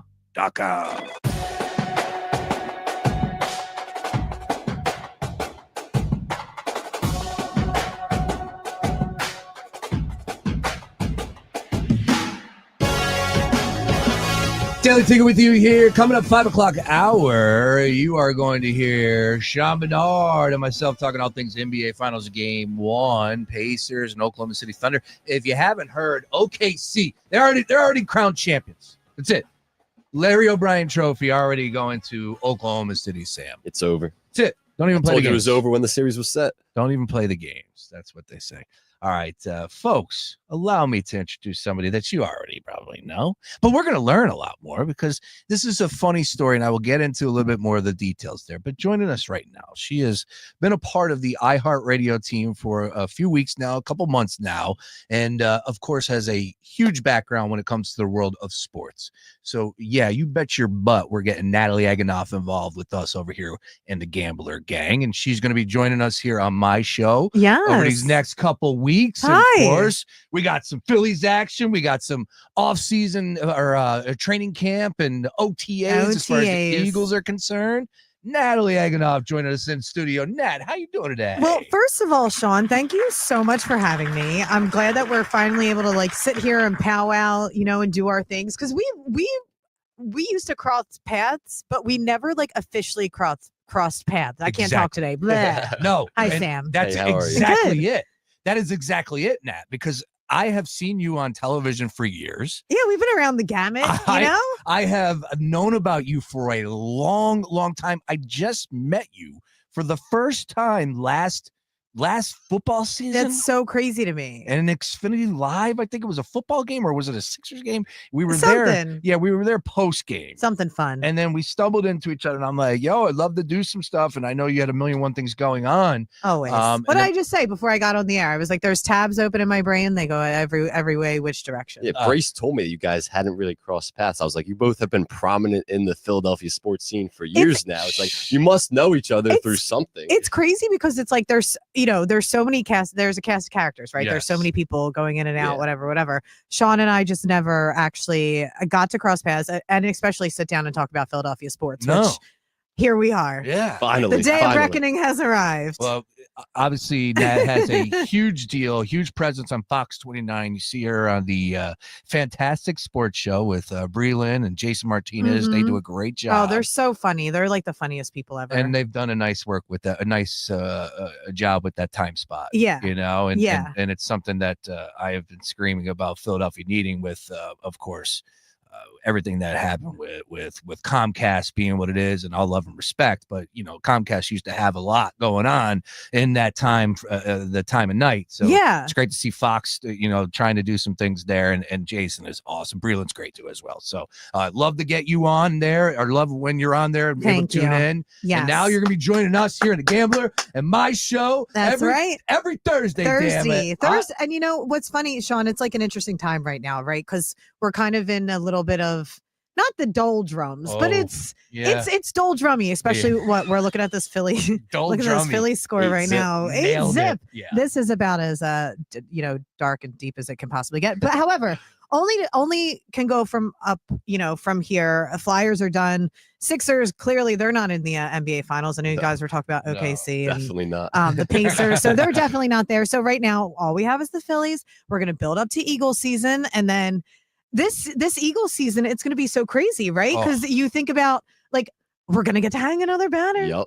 It's going to be against Dallas, and it's going to be amazing. Yeah, it's going to be so much fun. So we're ramping up again the doldrums of the summer, right before the when's the MLB All-Star break? That's the end of July. Yep. And then after July, I mean, fire, baby. Yeah. I'm like the Eagles signed a wide receiver today, and I mean, like, I know he was like a rookie training camp practice squad guy, but like that's the biggest news of it's the biggest news of the games, and it's like, yes, I mean, a day. Brace would know better than myself. Ajayi. There you Remember that go. one? Yes. So I'm ranting and raving, but yeah, so happy to be here. Sean. I love it. No, this is perfect, and it fits this show. Trust me. Don't hold anything back. As I texted Natalie that anything you want me to tee you up on ever, let me know. Yeah. But you know what? With that, I'd like to play a little bit of a game and get to know Natalie a little bit better. And even Sam, I'm going to have some fun with you on this one, too. He acts like he doesn't know me. We've known each other for a few months at least now. Yeah. He still pretends he doesn't know me. But we'll get to know each other. All right, Nat. So I'm going to come to you first here. Let's go present day. And I'm curious as far as what moves the needle for Natalie. Favorite current Philly athlete right now? Everybody counts, all sports. Favorite current athlete? Who's worth the price of admission for you? All right. Well, I mean, honestly, it's probably the most cliche answer, but I think it's the right answer. It's Jalen Hurts. It's Jalen Hurts today, tomorrow, for eternity. I mean, the way that I mean, think about when he came into the league in Philadelphia, God, 5 years, and it was 2020. Yep. Yeah, the 2020 draft. Yeah, that was crazy. Everybody lost their minds. I was one of them. So it's not like I have room to talk. I was one of those people like, what are we doing? Why are we drafting Jalen Hurts? This is insane. Here I am 5 years later eating my words, like totally. Like I should just like put them in a burrito and eat my words. That would be fine. Everyone owed Howie Roseman an apology for that. That too. He's taking his victory lap. That too. Like, I mean, I would like go. I would, make Howie some brownies, like whatever he needs. Whatever Howie wants. Yeah, Howie whatever. I'm sorry, Howie. But you go through like these seasons with the teams, there's relationships. I feel like I know Howie. He's like a relative of mine at this point right now. But no, Jalen Hurts today, tomorrow, and forever, just because he's done such a great job with the organization. He's worth the price of admission forever and ever and ever. I mean, he's a Super Bowl winning MVP quarterback of the Eagles. And he is as good off the field as he is on the field. Yeah. Everything that he does, his style. Jalen Hurts is the real damn deal. And I think that's the thing too. He's so thoughtful and measured, like you're saying, Sean, like off the field and on the field. Like on the field, I think you've watched him learn how to, kind of like hold the ball inside the pocket. He's not really as trigger happy as he used to be. Yep. Like he's mindful off the field and on the field, and he reads like poetry. Yeah. My guys, he's just got it going on, and he was at the Met Gala in a beret, That's like what winner. That's what his press comments are. They're just poetry and quote cards. Was there anything after one another? Was there anything better than to love Hurts? Like on Valentine's Day with Oh, the that was parade? sick. Are you kidding me? Oh, at the store downtown, and they had all the signage. That was so great. I still haven't got a sweatshirt. That was a Nike campaign, right? Yeah. Nike campaign. Brilliant marketers over there. And they really, they know what they're doing. It's almost like it's their job or Pretty something, good. right? It's almost like they've been around for a little bit. Nike. All right, let's go. Favorite Philly athlete past. Favorite Philly athlete past. Same conversation, same ballpark, but give me someone that is not currently playing. Chase Utley. All right. Yeah. I mean, that 2008 team, that squad, growing up, I was a sophomore, I guess, in college when they won in 2008. I was a sophomore in college. Can I ask what college? Temple. You went to Temple. I was T for Temple U. I'm an I L. had no idea. All right. Hoot hoot, Sean. There Hoot you go. hoot. Nice. Yeah. So being like a teenager in Philly and getting to watch that squad come up together and then win that in 08 together, and then Chase, just his style as a player, he's a man of few words, but when he speaks, they're meaningful. Oh yeah. And then again, you talk about his execution, the way he handles himself, he steps up to the plate. He was always composed, but if you pissed him off, you were going to get the horns. Yes. Very And he was a little bit of a dirty player, which yes. My okay to say. my dad, when I played soccer when I was younger, my dad would be like, just pinch him under the elbow. Just pinch him under the elbow. The old man used to tell you that. I love it. I mean, when we would have to like line up for a wall, Yeah. if I was a defender, Okay. and he'd line up, he'd just be like, inside the inside shoe, and just pinch her right on the inside of her. And the did it work? elbow And right did it here. work? It did. Yeah, It there you did. go. One time So- I did something dirty in football. One time. What'd you do? One time I reached into a pile and grabbed and I pinched and squeezed and twisted. Yeah. And then next thing you know, the hand grabbed me. Uh-huh. And then it was my own teammate. No.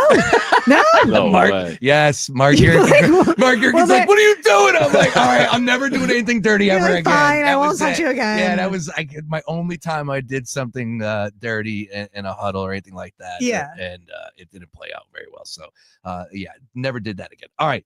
Wait, to the Chase Utley point. So I was 7 Oh, when they God. won. No! When they won the World Series. Nah.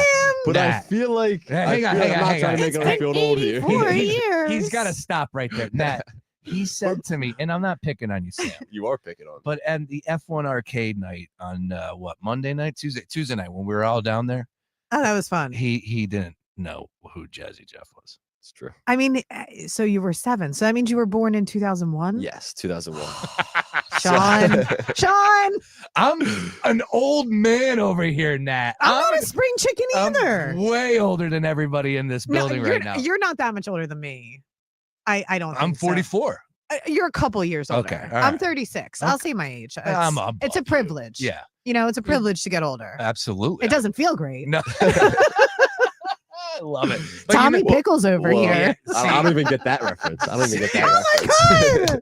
Where's that God. from? Where's that from? That's from Rugrats? Rugrats. I've heard of Rugrats, but that was like a little past my growing up. But the point about Chase Utley was Chase Utley. Yes. I was 7 and watching that parade speech. Yeah. I feel like that was the first time I really heard the F-bomb and like a curse word. Interesting. And like, and I feel like that wasn't that common back then. I feel like it is now. Oh, yes. Now everyone's cursing He- everywhere. that was But that was like he said that. controversy. That was That like was a big wow, this is a damn big deal. deal. He was using F-bomb. That And I was- remember yeah. thinking, and my parents loved them, and we always watched that whole Phillies run. But I remember thinking, like, wow, like this dude's cool. He just used a curse word. Yeah, Like, he's- it's well, my look first at curse him. word. Yeah. What Yeah. did Mom and Dad Oshtry say? I don't remember exactly, but they probably it was such a celebratory moment. Yeah. They were probably like, all right, whatever. Like we're okay with this. Yeah. I know that Chase. we used to work for we had a mutual guy that we worked for, and he was all been out of shape. Now I don't know if it was real because he was on air or whatnot, but he used to always be upset over that. He's still upset I know. over it.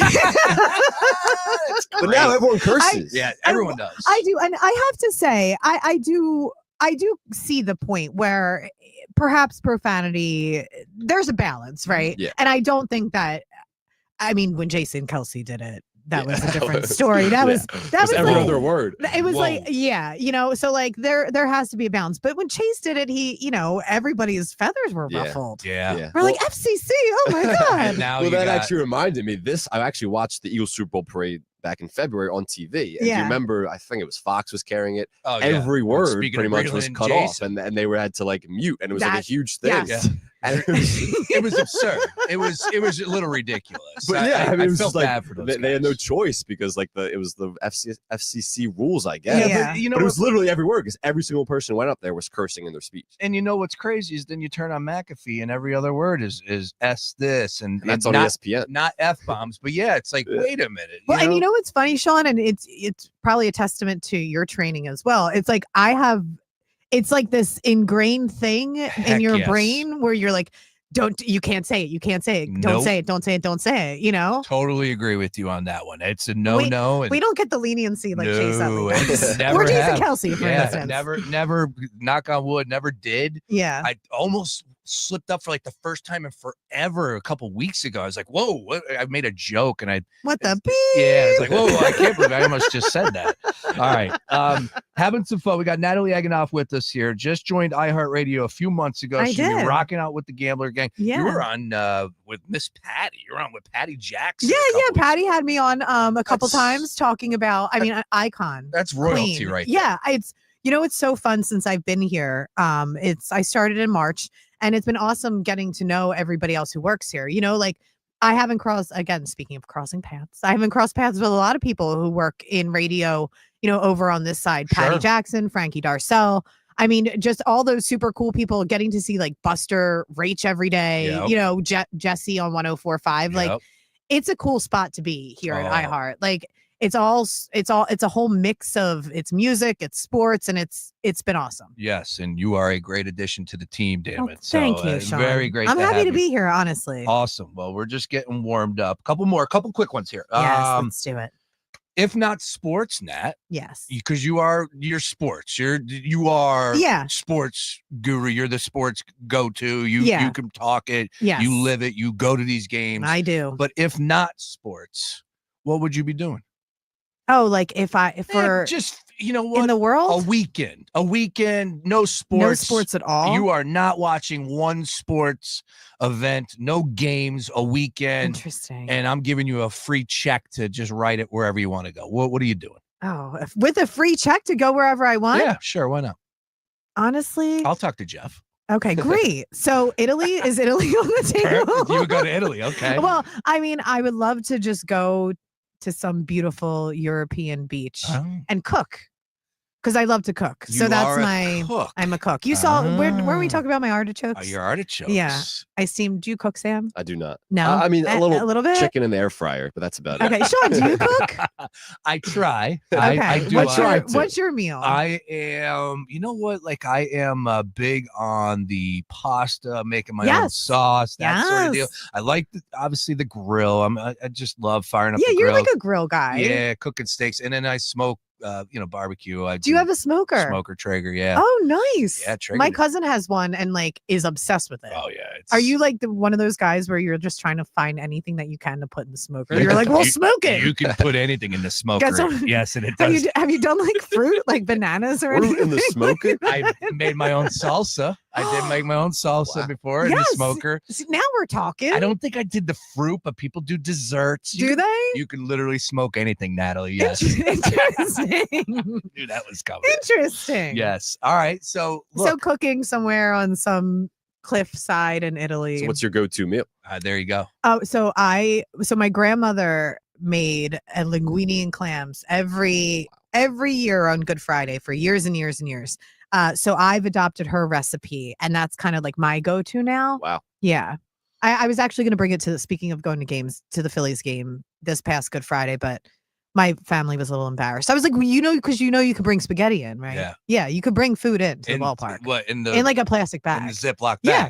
And then you would just be eating it right there with the Ziploc bag. Well, I mean, like it. I'd be my BYOB, bring my own bowl. Yeah. I think I could bring a bowl. Save like $50. You know? Not buying food at the stadium. It's ridiculous. Well, and I got a lot of thoughts on that. Maybe we don't have time today, but I have a couple bones to pick about the. You're speaking to my heart on that. concessions. That is awesome to hear. Free Because refills on soda. It is absurd what you spend to go to a game these days. And I just was like, I went to opening day and I'm like, all right, like if I'm coming here, I'm not eating.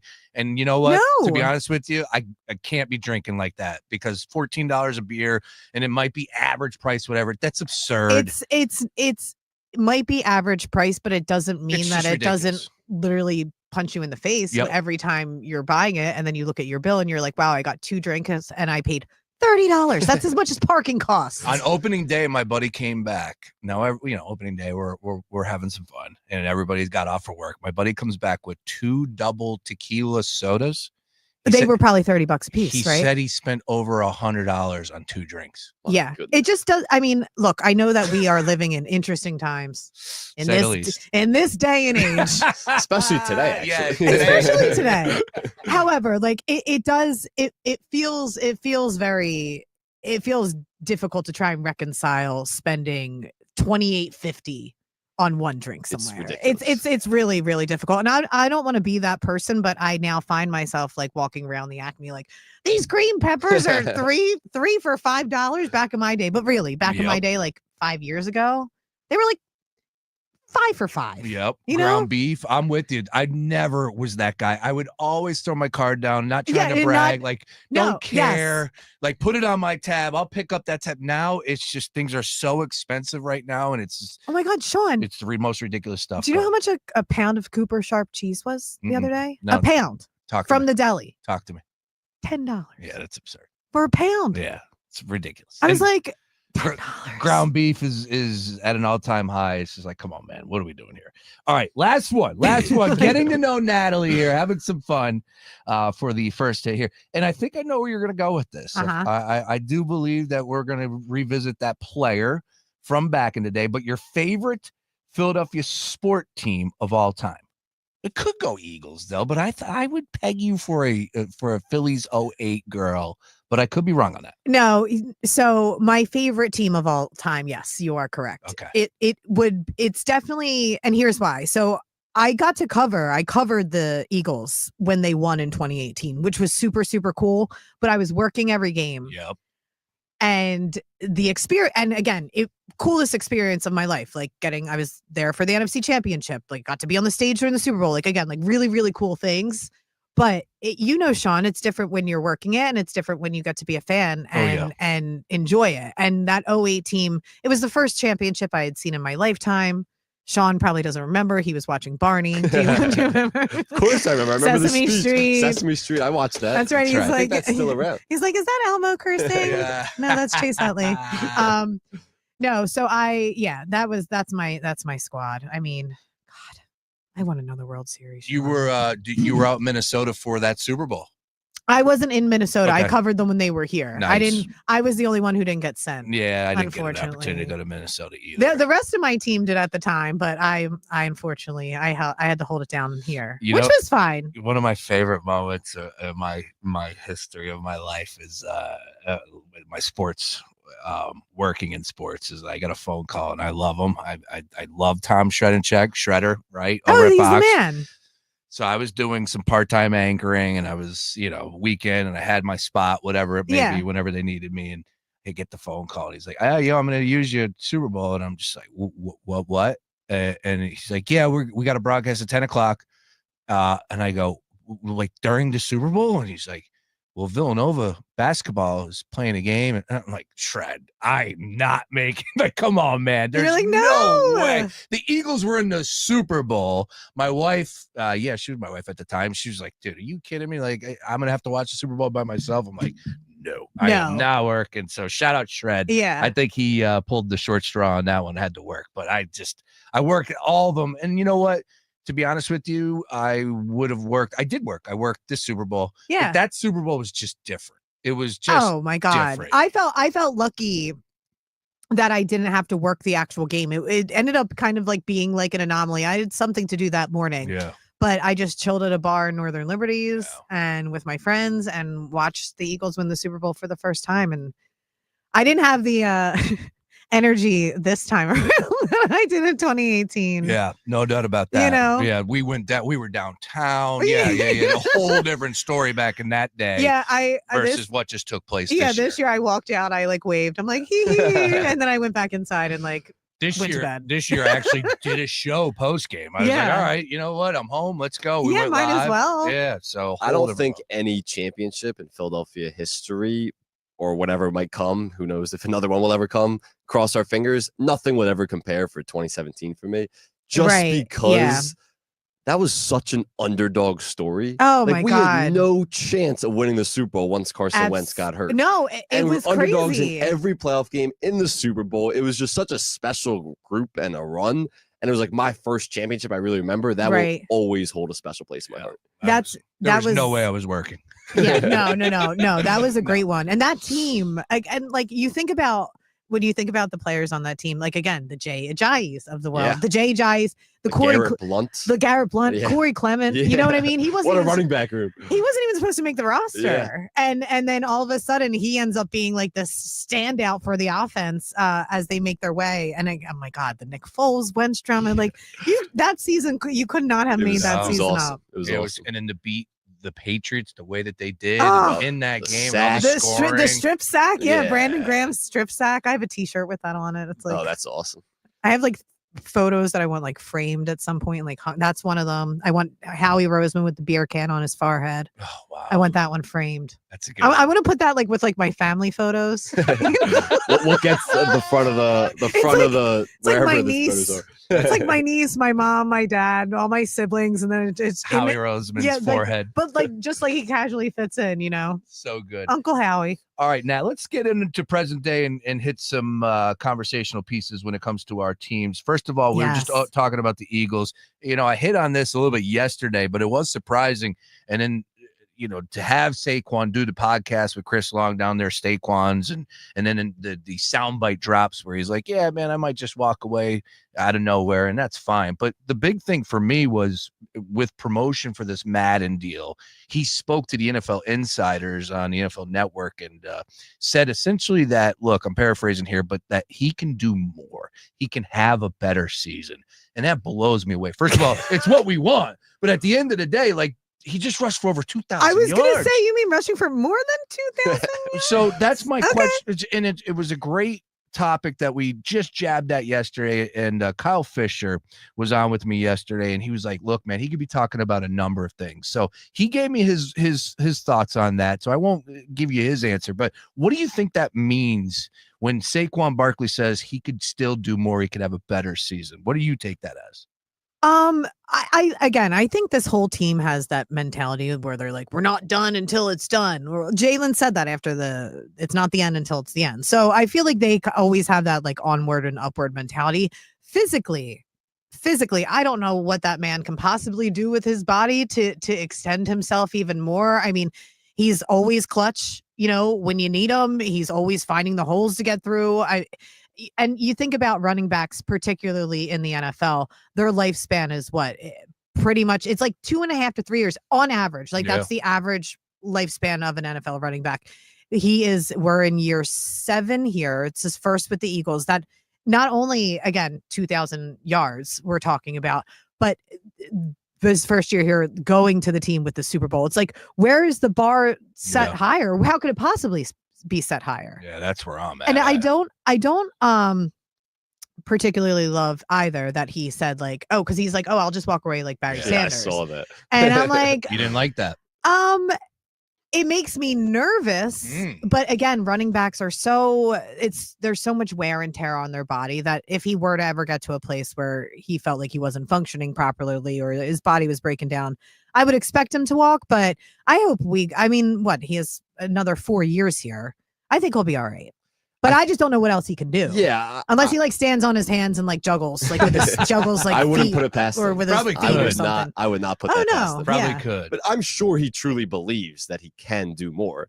But it's up to the coaching staff to make sure that he doesn't do more, because it's like load management. Yeah, exactly. Yeah. This is a guy who was pretty hurt during his tenure in New York with the Giants. Like that was the concern when we signed him. Was like, this guy really isn't healthy that much. And then he had a really healthy, more than productive year. Yeah. But you don't want him to wear and tear like he did kind of at last year. And obviously he sat week 17, which was the right call. But you still don't want to see that next season where it's like he has to carry that big of a load. So I'm sure he believes he can do more.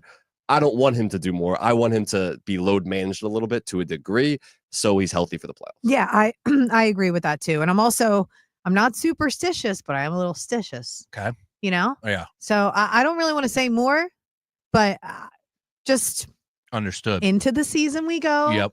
Step gingerly. Catch the ball. 2 hands, That's Saquon. it. Yep. Watch where you're stepping.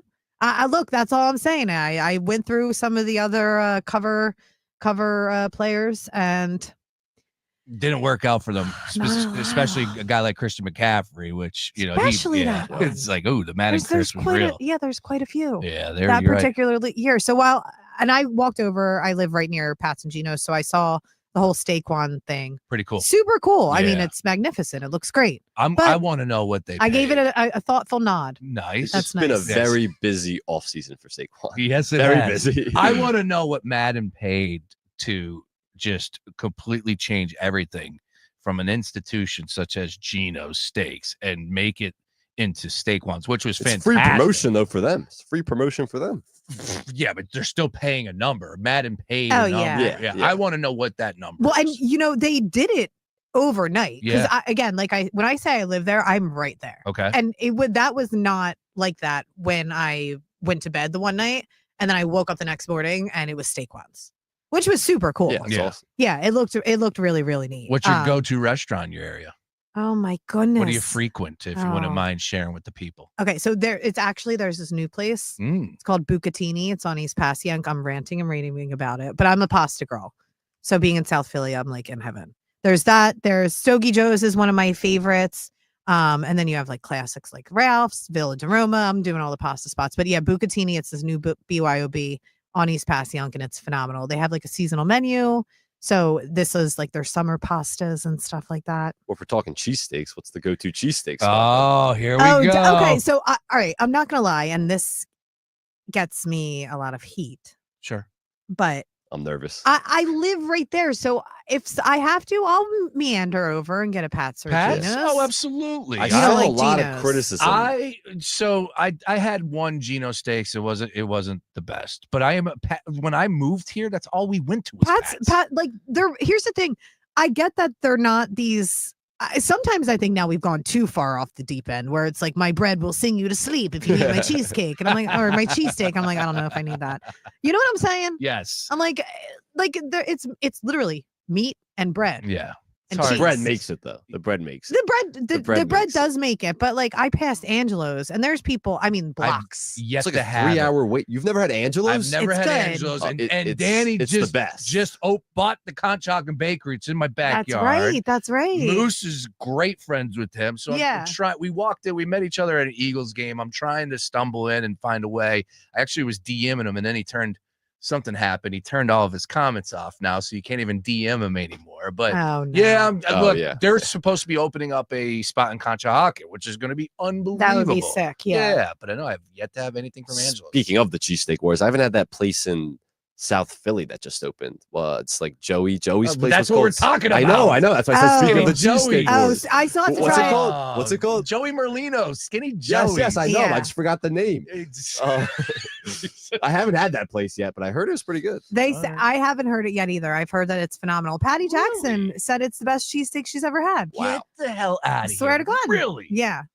All right. Yeah. And I saw that what they're doing is they're mixing Wiz and Cooper Sharp, which I'm here for it. All right. I'm here for it. I like the way you said that. I'm here for it, but I got to It doesn't mean I'm endorsing it. my Wiz days kind of went past. Like I'm You're not a Wiz guy anymore? I know, not. That's all I got happened for to you, Sean? years. You think you know someone?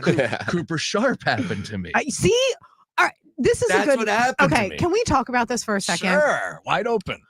When did Cooper Sharp become the thing that it is today? I was thinking that as I was looking at it for $10 for a pound the other night. Yeah. Because I worked in cheesesteaks places as high schools. Shout out to Salerno's and Larry's Famous. Oh, there you go. Larry's famous. In the Northeast. Love I was Larry's gonna famous. say, all right, yeah. Larry's is a really underrated spot. It is. It was Kobe Bryant's favorite spot. Yes. Yes. Really underrated spot. Yeah. But I worked at multiple cheesesteak pizza shop places. I don't recall Cooper Sharp back then. I don't recall it until like within the last 5 years. Like the pandemic ushered in the Cooper Sharp era. Sharp age. Yeah, you're Right? right. And am I allowed to believe? Am I allowed to say that like Angelo's is the reason? I don't know. Like I think yes. I feel like they definitely popularized the sandwich, like that option of cheese for a sandwich. But I'm telling you, growing up here, it was whiz, American, provolone, Swiss. Maybe if you wanted a mushroom cheesesteak, Yeah. But mushroom cheesesteak. don't knock until you try it. I think I'm going to knock it. And some places you're allowed to order that. Most you weren't allowed. Yes. It used to be a whole different ball game back in the day. If you didn't order it the right way, you were, get out of, Yeah. you feel a certain type of way. Now it's No, whatever but you want. I would try a whiz and Cooper Sharp mixture. I am starving right now. I am ready for a cheesesteak. That's for damn I know, sure. I'm hungry too. Buster had a great rant the other day about a cheesesteak. What was he saying? He was just he's right. Yes, yeah, he was saying. I agree with him. It's a cheesesteak. Yeah. It's a cheesesteak. Enjoy. I agree with him. It's gone too far. Yes, I agree. We scale it back now, everybody. There's only so literally, unless your bread is like giving me bread or singing me to sleep. I Godspeed. I love it. There's Nat, only so much farther we can go. We got you on Thursdays here. So we are going to rock and roll. Well, these are the types of things that we're going to mix it up. Of course, everything's going to come back to sports. And, look, honesty here. I'm just wondering, are you intrigued? Are you interested at all as far as the NBA Finals is concerned? I mean, yeah. Yeah. Yeah. Okay. I'll pop. Not that I wanted the Knicks to win because I didn't. Okay. Making that very clear. I never want a New York team to win. But just so we're clear. However, there's a however. Okay. There's a however. So a slight but, if you will. I did kind of. I would have liked to have seen them advance, just because the Nova. It's a cool story. The Knicks. I do feel somewhat bad for Knicks fans. Not really. Ooh. Not really. Okay. That was a little. It's a dog eat dog out here. That was a little deeper than what I would say. But you are sitting next to our resident Knicks fan. It's not true. It's not okay. True. I'm not actually a Knicks fan. They like to call me Knicks fan because I support certain guys on the team for the same reason. I like Jalen Brunson a lot. I like Mikal Bridges, Josh Hart. It's easy guys to root for. Mikal Bridges thing kind of irks at my soul because we had him. That's true. Yep. And his mom worked for the organization. Yeah. No, that's. I'll never forget that draft. Put it on the anyway. tombstone. Yeah, but the way the Pacers came out and just completely were able to come back and they put their foot on the gas, and I mean I don't think the Knicks really. They weren't prepared for that. They were not prepared. And no. Their coach got the short end of the stick I because know. of it. Crazy. Cold. Yeah. You get hired to be fired. I was not happy about that. I did not think it was handled right and was the wrong decision, but that was a rant for a different day. I feel like a move like that sends a message to the players. It's like, we don't care how far you got, how good you are. Like, somebody's going to take the fall here. They can't get rid of them. Yes. Exactly. So exactly. Unfortunately. Nobody's safe in that league. You saw the Luka Doncic trade. Nobody's safe in that league. There's nobody safe anywhere at any time. Yeah, that's right. Not just that league, anywhere. All of our heads are on a swivel everywhere. Always. Look at Michelle Beadle and Stephen A. And next, you got this going on in this world. They're crazy. Yeah, you're right about that. All right, now every Thursday we got you. You're gonna be joining us here on the show. Tell you what, we might have to bump it up to 5 o'clock just for the whole 5 o'clock hour, but that's something that you and I will have to conversate behind the scenes. Yeah. A quick thing, please plug anything you have going on, because I know you got a ton going on. What do I have going on? Again, when can we find you on the on socials? Socials. Okay. Yeah, I'm on at Natalie Eganoff, Twitter, Instagram.